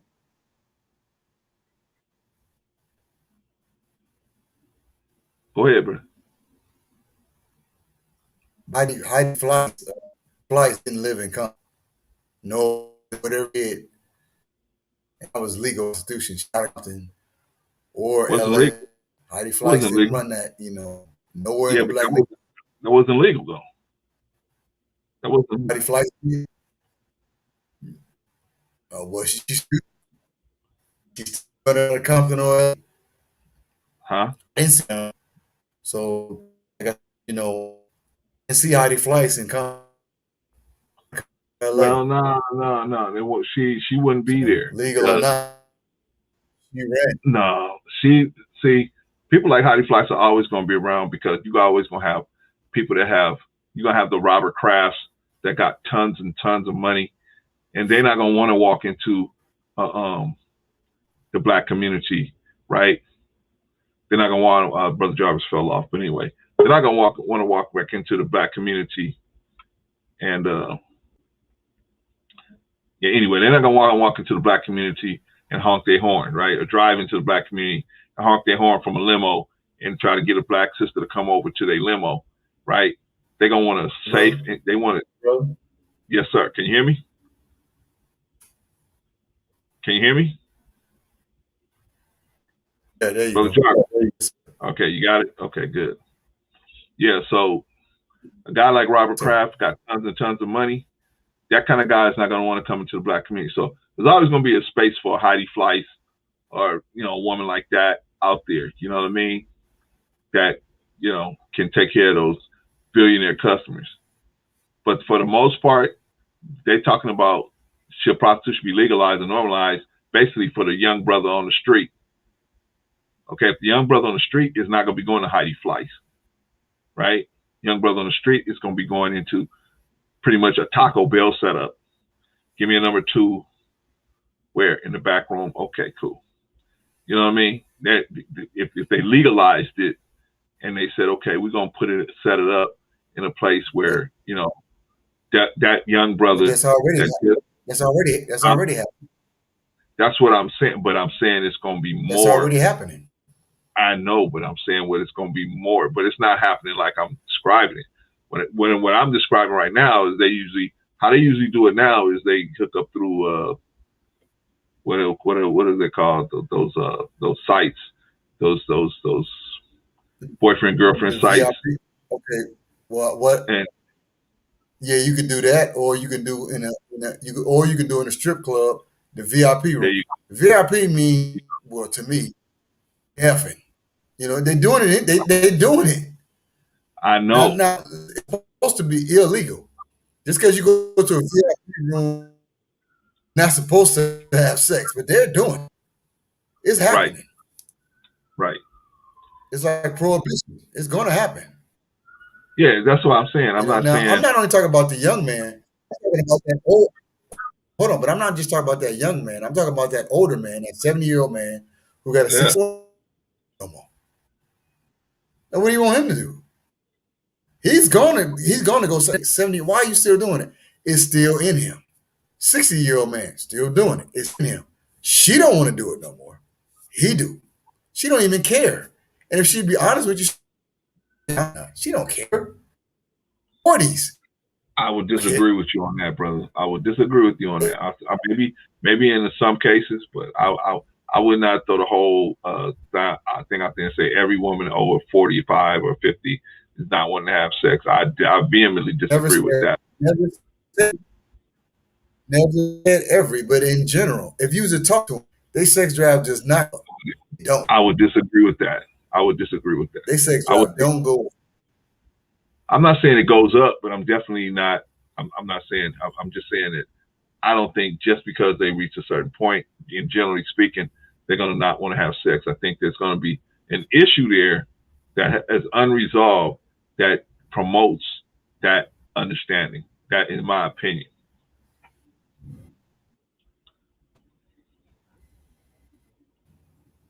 I mean, let's tell you what. Maybe we need to do a poll on married men and go in general. As they've been married, do you get it as much as you used to get it? Of course. Or just I talk to sisters that. Okay, yeah, but I talk who would rather on a Saturday or Friday or Saturday night happy to go home and get in themselves. I'm like, well, don't you want some man? No. It is. Is a man really that much of a headache? In general, they tell me this. These sisters in their 30s and 40s. No, what I said was, I know sisters on Hmm. Fridays and Saturday nights. It's the weekend. Hmm. Okay. I know you're tired from work. Don't you Okay. want a man to come over? And in general, they're telling me, now these are single women. Whatever. These are single women who would rather lay in the bed by them. Now they got men who offer to come over, but I'd rather sleep in this bed by myself Right. because men are headaches. And I'm like, I Right. don't get it. I just, But what are you doing? there's a reason why somebody's 38, 39, 40, 41, and they're single. There's a reason why. You know what I'm saying? There's a reason why you go to a car lot, good looking car, nice car, nice rims and everything. It's still sitting there. Good price. It's still sitting there. Oh, now you find out there's something wrong with the engine, something wrong with the clutch, or something wrong with the transmission. That's why it's still sitting there. But it looks good.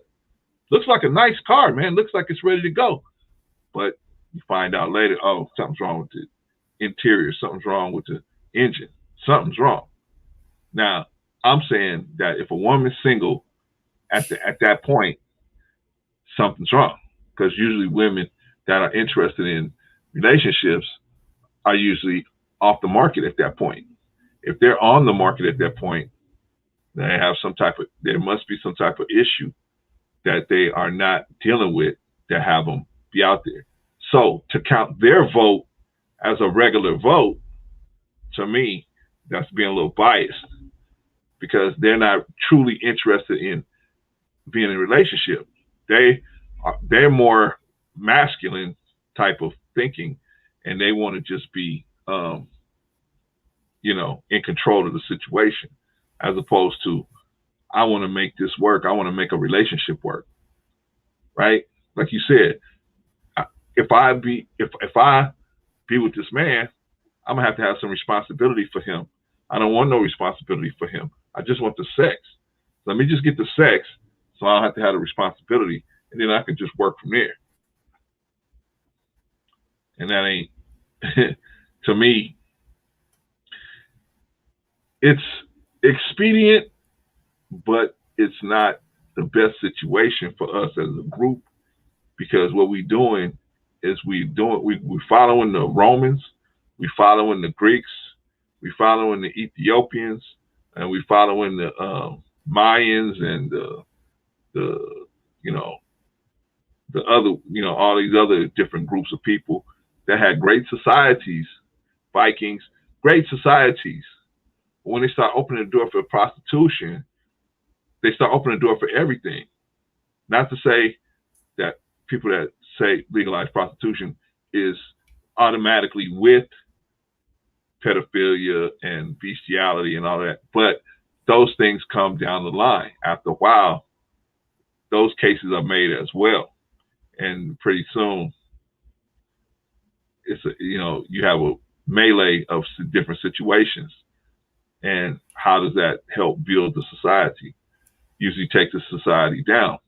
Because once you mess with the nuclear family, once you mess with the structure of a man and a woman working together to make sure their children learn God's way, once you mess with that, then that's when the society starts breaking down. You know what I mean? I don't care how big society, great society is. It'll just break down, in my opinion.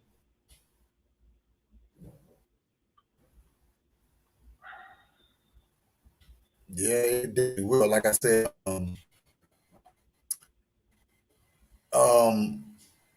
I was born and raised in church. So, I'm over 60 years. So, uh, so you would think you're talking to somebody who's in marriage, and I do. Let's both remember that it was God who ordained marriage. He ordained, yes. and the reason is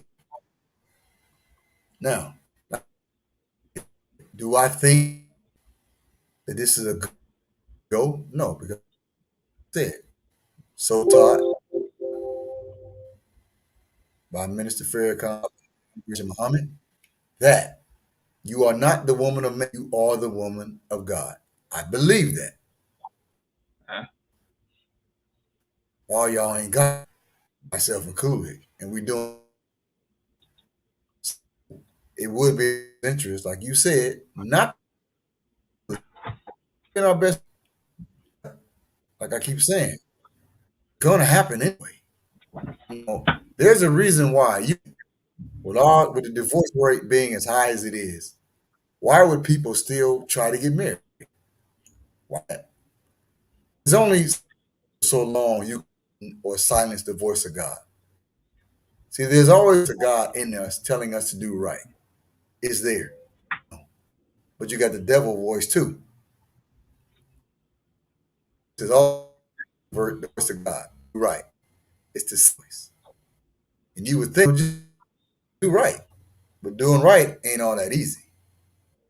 No, Married to not a world like this. more, you can't stand.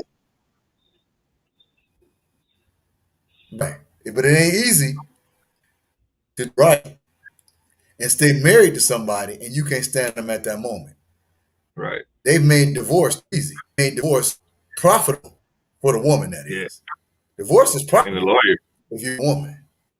That's why And the the divorce lawyer. rate is as it is. And the lawyers. Yeah, it's profitable for a woman. She, yeah, right. A woman don't even need an attorney now. She can go in and represent herself because they all give her everything, you know. Yeah. But uh, I, I don't want my daughter to be no prostitute. I don't want my sister to be no prostitute. Any woman that's around me, I don't want that. It's happening. You know, Yeah. you're doing the same thing that prostitutes do. You know? Well, let's say like I mean, this, you bro. don't want to be considered one. They got the same toolkits. I don't think they do this. They have the same jobs, but they have the same toolkit. Some of the jobs overlap, but it's not the same, in my opinion.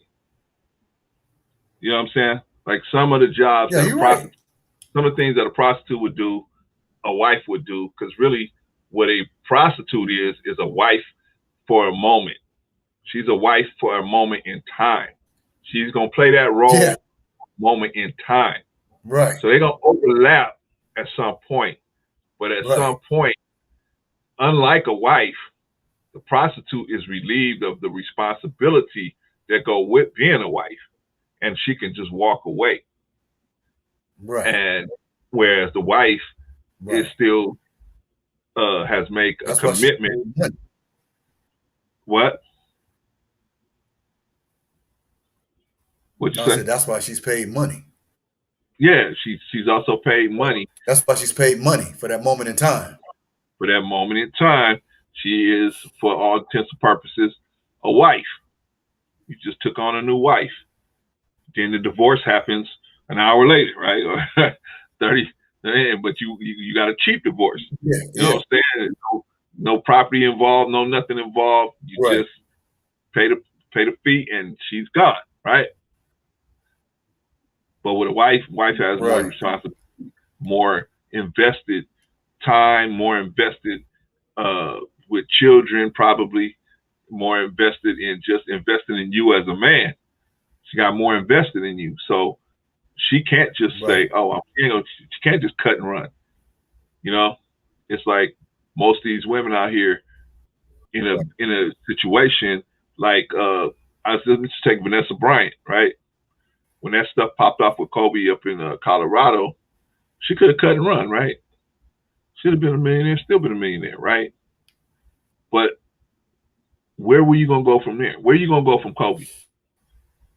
Really? Any other man you get with, you're gonna be taking care of that man, right? Why leave this man when this man, he made a mistake? Okay, forgive him, move on, become stronger, and then, you know, you roll into the sunset together. Because what you want to do is like your parents did, like mine tried to do. You want to be there where everybody got their medicine all jumbled up on that same counter there, and y'all trying to get y'all medicine together. Y'all giving each other y'all medicine. That's where you want to get to. Right. But if you can't get there, But a lot of these women, man, they cash out too soon. They cash out too soon. They get a baby with a dude, and they just want to cash out and leave because he made a mistake. And then where you go from there? Prime example is uh what's her name from Fridays? What's the chick that Craig was trying to get with? Lisa Ray. No, that's Friday. Lisa Ray. No, Lisa Ray was in the stripper movie. No, I'm talking about Friday, the first Friday. Yeah. Nia Long. Oh, Nia Virginia. Long. No. No, Nia Long. Okay. Nia Long. Right. Okay. Yeah, Nia Long. So Nia Long has had, all these relationships with all these star athletes and had all these babies with all these star athletes, right? But not really a dude that's coming behind that situation saying, I'm willing to step in there. I mean, to be in this situation. You know what I mean? It's hard for a guy to step into something like that. So my thing is, okay, you better learn how to forgive. See, let me tell you what we in for, brother. I was watching something. Let me tell you what we in for. The rent moratorium, like everybody wants to own property now, man. People are not going to be buying investment properties right now. They're going to be sitting back for about a year just to see what's happening, because now you got people in these properties. You can't collect rent from them. They're like lady across the street from me lived in an apartment in front of my son. She was, I think she was behind like 12 months of rent. She spent like $1,500 a month. And you can do the math on that. That's at least $12,000, right? The lady was getting, she was living off assistance. She was selling, it was a Jamaican sister. She was selling like fish dinner, taco dinners on Fridays and stuff to try to just to make money, right? To make ends meet, right? What she didn't tell people was she had roaches, man. That's a whole nother story. Anyway, man, so we would always see her out there selling her fish dinners or whatever she was be selling to people.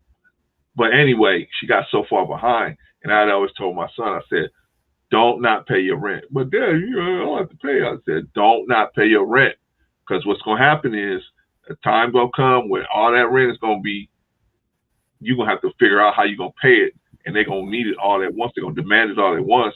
If you don't have it, they might be able to throw you out. All right. So that's one time you listen to me, right?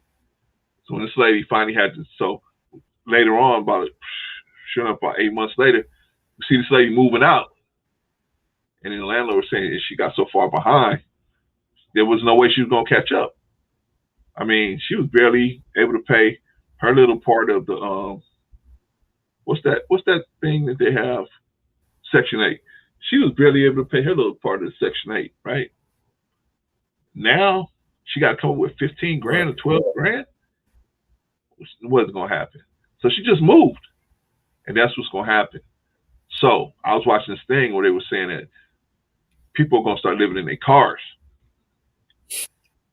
People are going to start living in their cars because they ain't got no place to go. But until then, how you going to get them out? How you going to get them out? Because they're putting evictions off. So you can't evict them. You can't get the money from them. The bank is still coming to you for money for the property. What's going to happen? A lot of these properties going to hit the market, man. A lot of these properties going to start hitting the market by the end of the year. They're going to start hitting the market because people are going to have a decision they got to make. And people usually make decisions around the end of the year. I'm going to stay with this person. I'm going to leave. I'm going to go, whatever. I'm going to join this church. I'm going to join the temple. I'm going to do this. I'm going to do that. Whatever. I'm going to join the gym. People start making those decisions around the end of the year. So the same thing with real estate. They start deciding, I'm going to just sell this property. I'm going to just get rid of it. But they ain't going to have no choice because they're going to get foreclosed on, right? So I'm saying that to say a lot of people are going to be in bad situations. I think the prostitution not going to be legalized it's normalized already, in my opinion, but it's not going to be legalized, but it's going to skyrocket. Prostitution is going to skyrocket because the women that's in a situation where they're living out of their vehicles, they're going to be in a situation where they're going to have pretty much other little choices. The pride is going to be pushed aside, and morality is going to be pushed aside. When their stomachs start growling, pride and morality are going to be pushed aside. It's like you ever heard of the Donner Party? The who? Yeah, the Donner Party. The Donner Party was a group of white people that came. The Donner, Donner, Donner Party. They came out to the American West. Right. Not where they exactly were. I think it was I don't know if it was Colorado or they were somewhere in the Midwest. And they were, when I say totally unprepared, they were totally unprepared for the wintertime. Totally unprepared for the wintertime. So what happened was, it was the people that had their little wagons, and they had two Indian guys with them, right? They was out there, man, freezing their asses off, right? So next thing you know, they got together, the white people got together and said, hey, we're going to have to eat Sun Chun and, little running water. We're going to have to eat them because we ain't got nothing else to eat out here. Because, in the wintertime up in the Midwest, all the animals either hibernate or they go to lower country. They go to a lower part of the country so that they can still eat, right? So it's nothing out there. It's nothing for you to catch or nothing for you to hunt. Nothing. Ain't no birds, nothing. So they killed the Indians, man, and ate them. And then, brother, they ate them. Yeah. They ate them. And then when the Indians ran out, they had to start eating the sick and the old of their own. And my point is, when your stomach start growling, your pride and morality may get pushed out of the way. If you're not securely rooted in the teaching of the God, right? Your morality might get pushed out of the way because your stomach start growling. Right. The only thing standing in the way of me making it is me eating this person. We're going to have to eat little Blackfeet and, you know what I'm saying? You know what I mean? But my point is, this is what I see happening. I see this situation where women are going to be in a position where that's going to be all that's left on the table is providing sexual favors for men, especially these women that's stuck out here where, either you bring some money in or you're going to get kicked out of your home.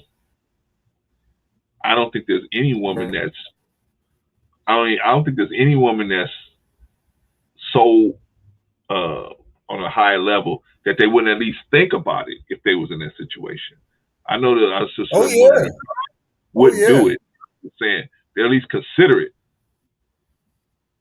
You know what I'm saying? Now, I think we're making do what you got to do. Oh yeah. Okay. Now, what's your opinion on anything I was just saying just now? I'm going along with it all. Like I said,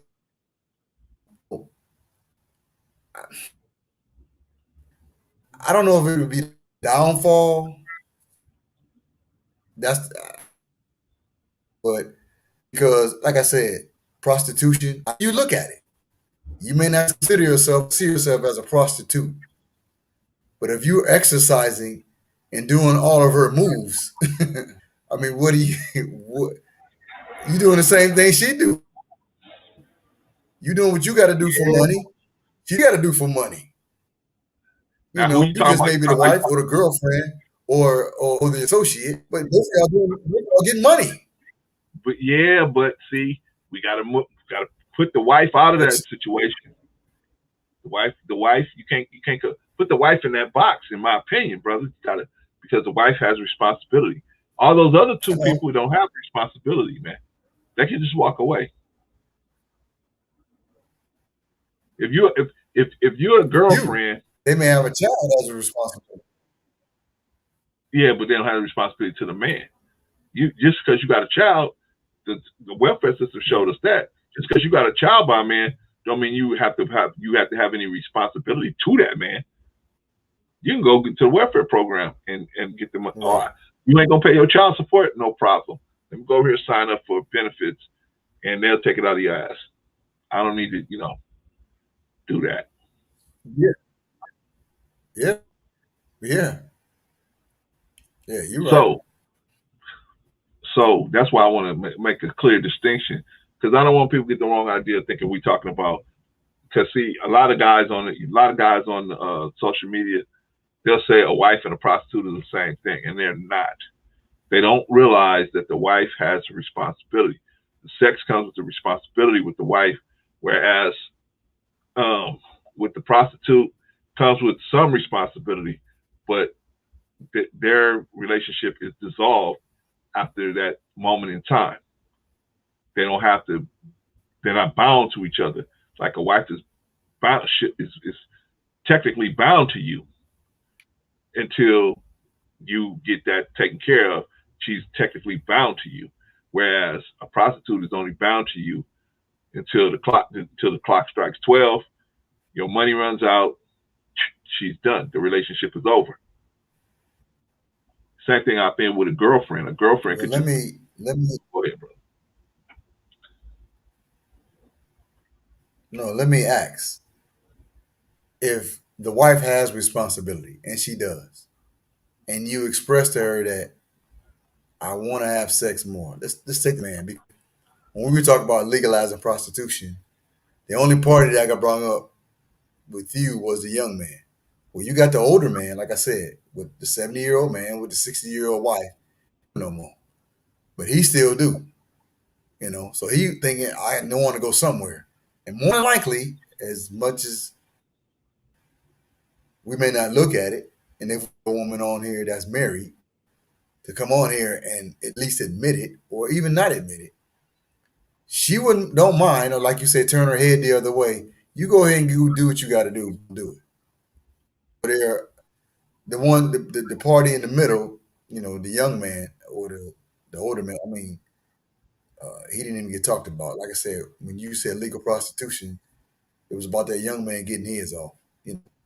But I think there's an older man too, who is married or not married, that he wants somewhere to go. And I'm not, like I said, I'm not saying I believe in it, but it's happening. So to me, it's like logically, go ahead and legalize it. It's happening anyway. Whether you legalize it or not, it's going to happen. If this happens, okay, and I agree, it's going to happen. This is just a conversation about it. We know it's people right now sitting in the hotel room, putting their clothes back on, going back home. They're gonna have to figure out how they explain where they've been all night. Right. We already know this is happening every day. But the thing about it is, what is the benefit of legalizing it? What is the benefit to doing that? See, if you're already doing it now. Well, you read a story earlier. Sir? No, I'm saying you read a story earlier about sexual misconduct. Yes. Maybe if it was legalized and or normalized, the hard part, maybe that would curve that sexual, because there's somewhere for a man to go to get that off. Now, like I said, I'm not saying I agree with it. Or like Jarvis, the crafts. Brother Jarvis, wait a minute. Hold on. I hear where you're coming from, but let me throw this out there. Those guys that do stuff like that, where they mess with little kids or they mess with women or assault women and stuff like that, those are not the guys that's going to be going to places like that. Those guys are trying to save money anyway, or they don't have it or whatever. So they're not going to be going to places like that. That stuff's going to continue. We're talking about who's going to be actually going to. If you legalize it, if I took right now, your neighborhood or my neighborhood, some you know, Adult Fantasies LLC buys this house, and at that house, they start talking about, they start running prostitutes in and out of there, or they start running a little Taco Bell prostitute business there, right? Okay, who's going to be going in there? Like you said, it's probably going to be the young dudes and the older guys from the neighborhoods that's going to be coming in there, and maybe some white guys and Latino brothers coming from out of it. But typically, who's going to be in there? I would say 70% of the business is probably going to be the younger black dude and that older black man, right? Those are typically going to be the guys that's going in there ordering a number 15 off the menu. Yes, in our community. Well, they won't have them in the white community. White people ain't going to let them. In our community. Well, that's what I'm saying. White people, the only places they will be is in the black community. You don't think folks have strip clubs? Heidi Flash didn't exist for no reason. They don't have white folks in their neighborhood. That's what I'm telling you, brother. They either put them in industrial neighborhoods or they put them in the community. That's what I'm saying. They somewhere. But if they go, there are already places like white that already. They're going to them. They're not excluded. White folks are not excluded. They're going to strip clubs. I'm not saying, I never said they was excluded, bro. I said they just don't have this. I said it's going to affect us because they're going to put those places where we live. It's like when they made marijuana legal. I saw so many white boys down here on Western with legalized with these marijuana places. Now, where did they come from? But because white people are not going to have that in their neighborhood. You know what I'm saying? Not no knock on them. They got enough unity to make that happen. You know what I'm saying? Where they're not going to let that happen. Yeah, the white woman is with the white man. She knows that he's probably going to be doing stuff like that, but you ain't going to do it in our neighborhood. She ain't going to let him do it in her neighborhood. You ain't going to put that around my children. Now, you're going to have to figure out where you're going to put that somewhere, right? Where they going to put it. Where's the easiest way you can, and I'm not, forgive me, black politicians, forgive me, black leadership. Where's the easiest place you can pay somebody? If you put money on the table, you can move things around. Where's the easiest place to do that at? Black neighborhoods, right? The black community. We got black leadership. That's usually typically the easiest place to move stuff around if you got money. So you're going to put them in the black neighborhoods, right? Drop one right in your neighborhood, right on my neighborhood. And, you just see a bunch of people coming out, just like they have those halfway houses and stuff like that. They'll just drop them over here. That's what I see if it get legalized. Now, the question is, are you going to see Mr. Jones from up the street? No, Mr. Jones is going to probably go 2 blocks over to go. He's not going to go in the same block as him. He's going to go another area. Likewise, you're going to have people coming around from different neighborhoods coming into your neighborhood, and they be bringing their neighborhood experience in there. Gangbangers, drug dealers, they're going to just be going in. And so how's that going to work on your street and my street when we got that kind of activity on our street? See what I'm saying? That's what I'm talking about as far as being legalized. I'm not even talking about the morality issue. I'm talking about the effect on the community. Because, the white boys ain't gonna be honking. The white boys ain't gonna have to honk. The black men ain't gonna have to honk. There ain't nobody gonna have to honk. They're gonna have to actually get out their car and go in there. Give me a number 15. Lay down on the mattress or whatever, however they do it. But I'm just saying, I think it's gonna affect it like that. Like I said, it might happen that way. I don't know. I still say legalize it. It's happening normalize it. I don't know if that can Okay, happen. brother, you And say legalize it. I What think, is the benefit of legalizing it? it's happening anyhow. I just told Yeah, you. yeah, but that's Like I not a said benefit, before, bro. you're trying to curb maybe some of the sexual deviance that's happening. Huh? But That I'm is a saying, benefit. If you can what curb the benefit? sexual deviancy, what's going on? You just don't. You're not curbing it. That's not going to do it. But you're not curbing it. It's I mean, happening when anyway. you say who's going to be there, the same brother that's in the strip club is going to be there. The same brother. The crowd. Brother, The crowd don't change. you're not hearing They're what I'm doing it saying. anyway. Yeah, but you're not hearing what I'm saying. If you legalize it, it'll be a whole nother setup. That's what I'm saying. Right now, they're doing it, but they got to be discreet, covert. They got to try at least somewhat be that way, right? If you legalize it, they won't have to do that. They can, like I said, adult uh, frameworks LLC can buy a house on your street, and they can have this thing going on and because it's legal, they can have this stuff going on.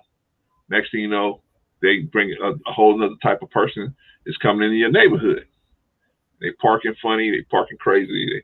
They just do it. You can pass. Okay, okay, number one, that's a business. So you really can't. They have laws. You can't set up a whole trucking company right smack dab in the middle of a community. You can't do that. It has to be on a business, in the business area. So you can write They it set up up. or legalize it to where you just can't put it Set, anywhere. It's they never been set that them up. way. You know, It's never. But I'm saying we're that's a talking about business. legalizing it now. We're talking about legalizing it now.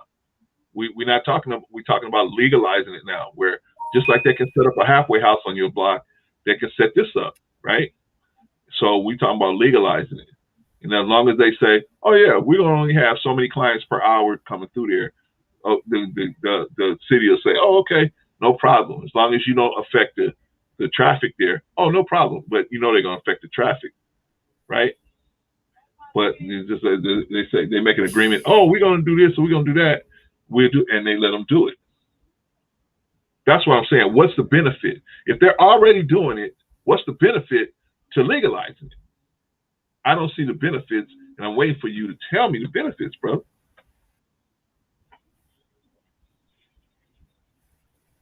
I just told you, hopefully it would curb the deviancy, or those that I want to get this off now for you to go to get that off. Although that's why you have strip clubs.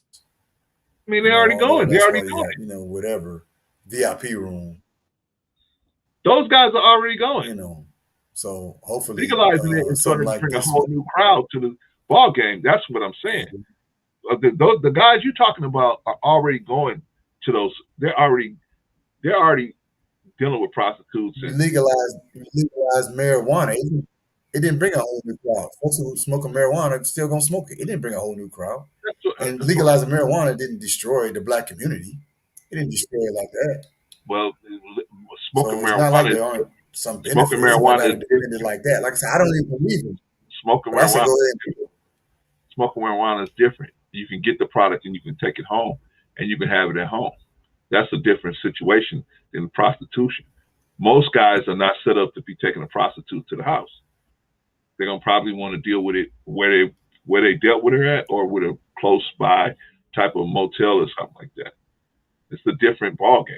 They're gonna want to come I'm in. pretty sure I'm pretty, but I'm pretty okay. Not always. I'm pretty sure they can make it mobile. Like they make hell, you can order McDonald's and drop McDonald's at your house now. But is So it's that not the like money? it can't be done.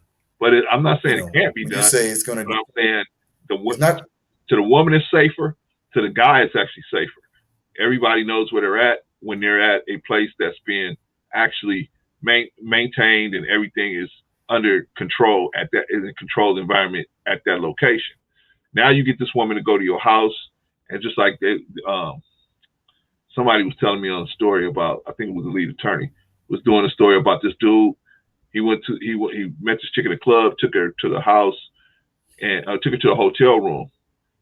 He went, they did their thing. He fell asleep. He wakes up to the shower going. He thought she was in the shower. He goes to the shower. She ain't in there. He looks, man, all his money is gone. All his jewelry is gone. Everything's gone. She's gone. Yeah. He don't even know her name. And he's lucky. She didn't just slit his throat, right? Yeah, He's that's a lucky. benefit. that's, So I'm saying, that's a benefit, right? what's the benefit? You just The safety. look if you can't rob somebody and we got all your information. Yeah, I mean that's just one benefit Well, right there. I don't see legalizing prostitution as the downfall of the black community. That won't be the downfall. The black community, Elijah Muhammad taught that the black man and a woman is unbreakable. They've already tried to destroy you. You're not going nowhere. So legalizing prostitution will not be the downfall or the destruction of the black community. I don't believe well, that. okay. You ain't going Where do you nowhere. I mean, okay? like I said, Where I don't necessarily where do you, in it, but okay? Where do you draw the line and say, if we want to get this thing back together, we can't cross this line? Where's the line? You know, because if they legalize prostitution, what if they legalize pedophilia? What if they legalize bestiality? What if they legalize? going What if too they far. say, you know what? That's going too That's far. what I'm saying. Where's the line? I'm asking you, where's the line at? You go, Because you going too far. if you saying, That's like if you saying saying, in the pharmacy world.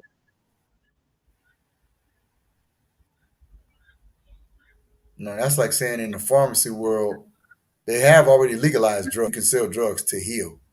But I mean, you can consider cocaine a drug, but you can't just sell cocaine and take it. I mean, there's always a line. I mean, abuse. You can't. There's a difference between one thing and abuse. That's abuse. Pedophilia. Now yeah, what's the difference? that is a destruction of a community. How? How? What do you mean? What's the difference What's the between a difference? grown Yeah, what's the adult difference? and a child? What's the difference? Yeah, but what's the You know, problem?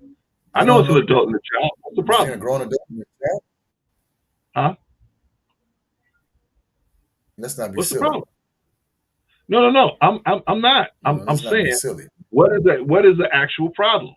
If, like you said, if we legalize prostitution and we legalize pedophilia, it might curb some people's behavior from going out and snatching a kid off the street. If you can go into a place and say, "Yeah, give me a 6-year-old and a 4-year-old," it might curb somebody from going out on the street. It's the same situation, right? I'm saying from a Like the same. community aspect, from a community aspect.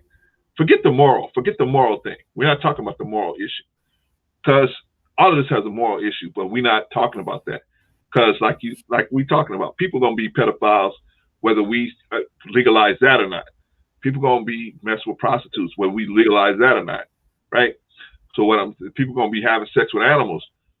Some people out there crazy like that, so they're gonna do it whether we legalize it or not. So that's all. It's all the same across that. What I'm saying is, at what point do we say, you know what, the community comes first?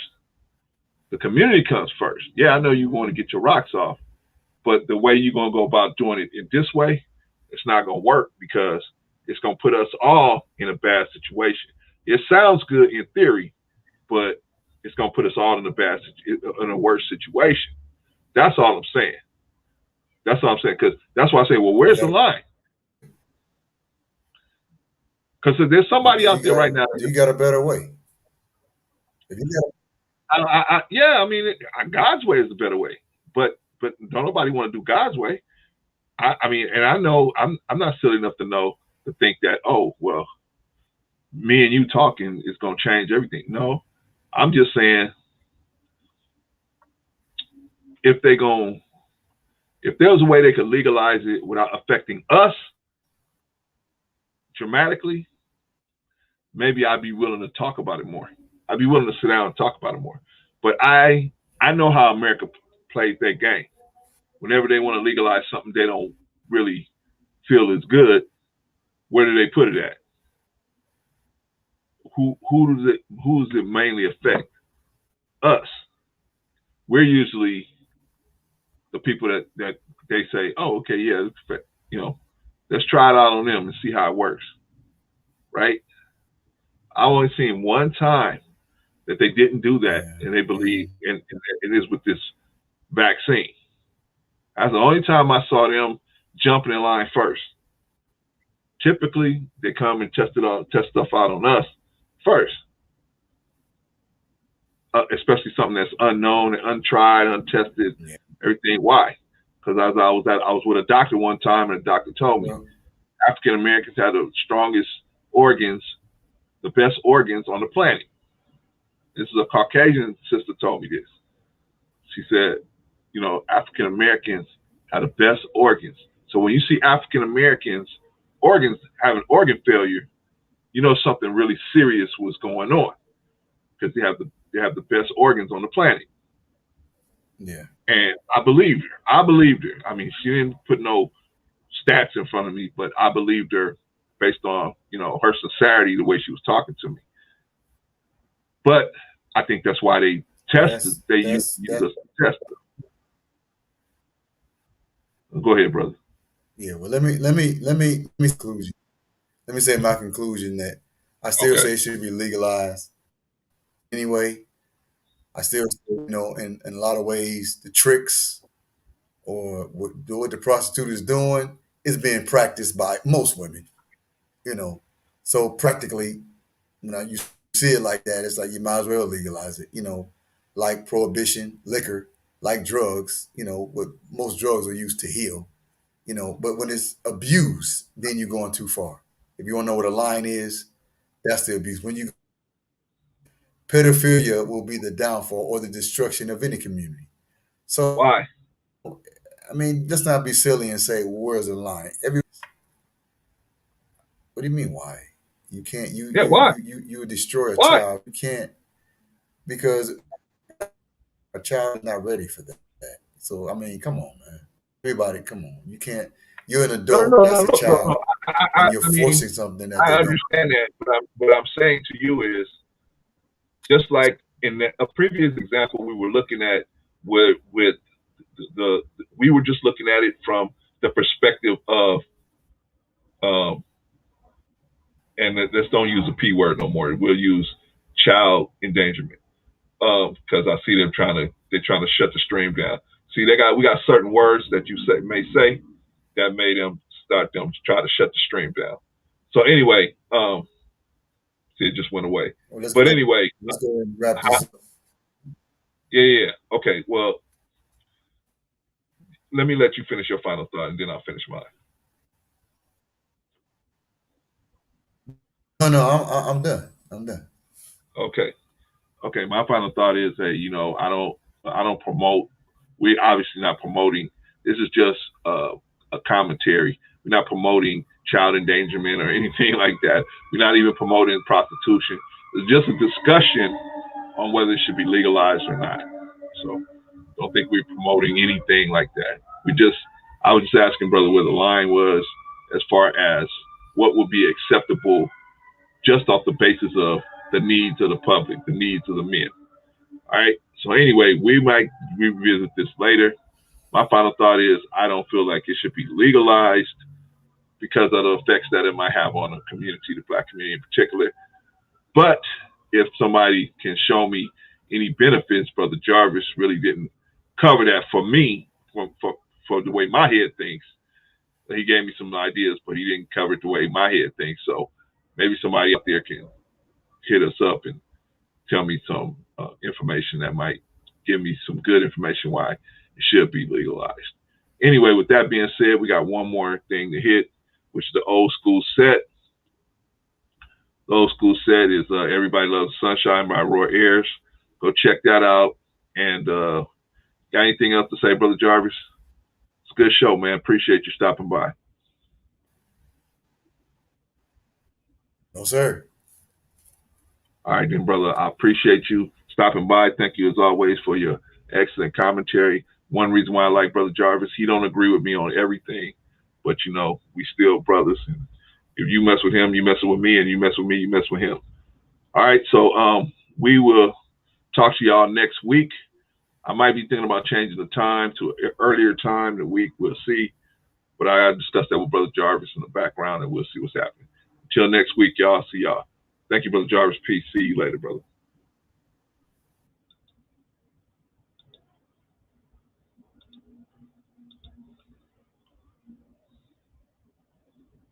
All right. That's Brother Jarvis, and we're gonna end the broadcast. Nobody wants to step up. Nobody wants to come up and say anything. We're gonna end this broadcast and let you guys go back to your regular scheduled live. Peace and thank you.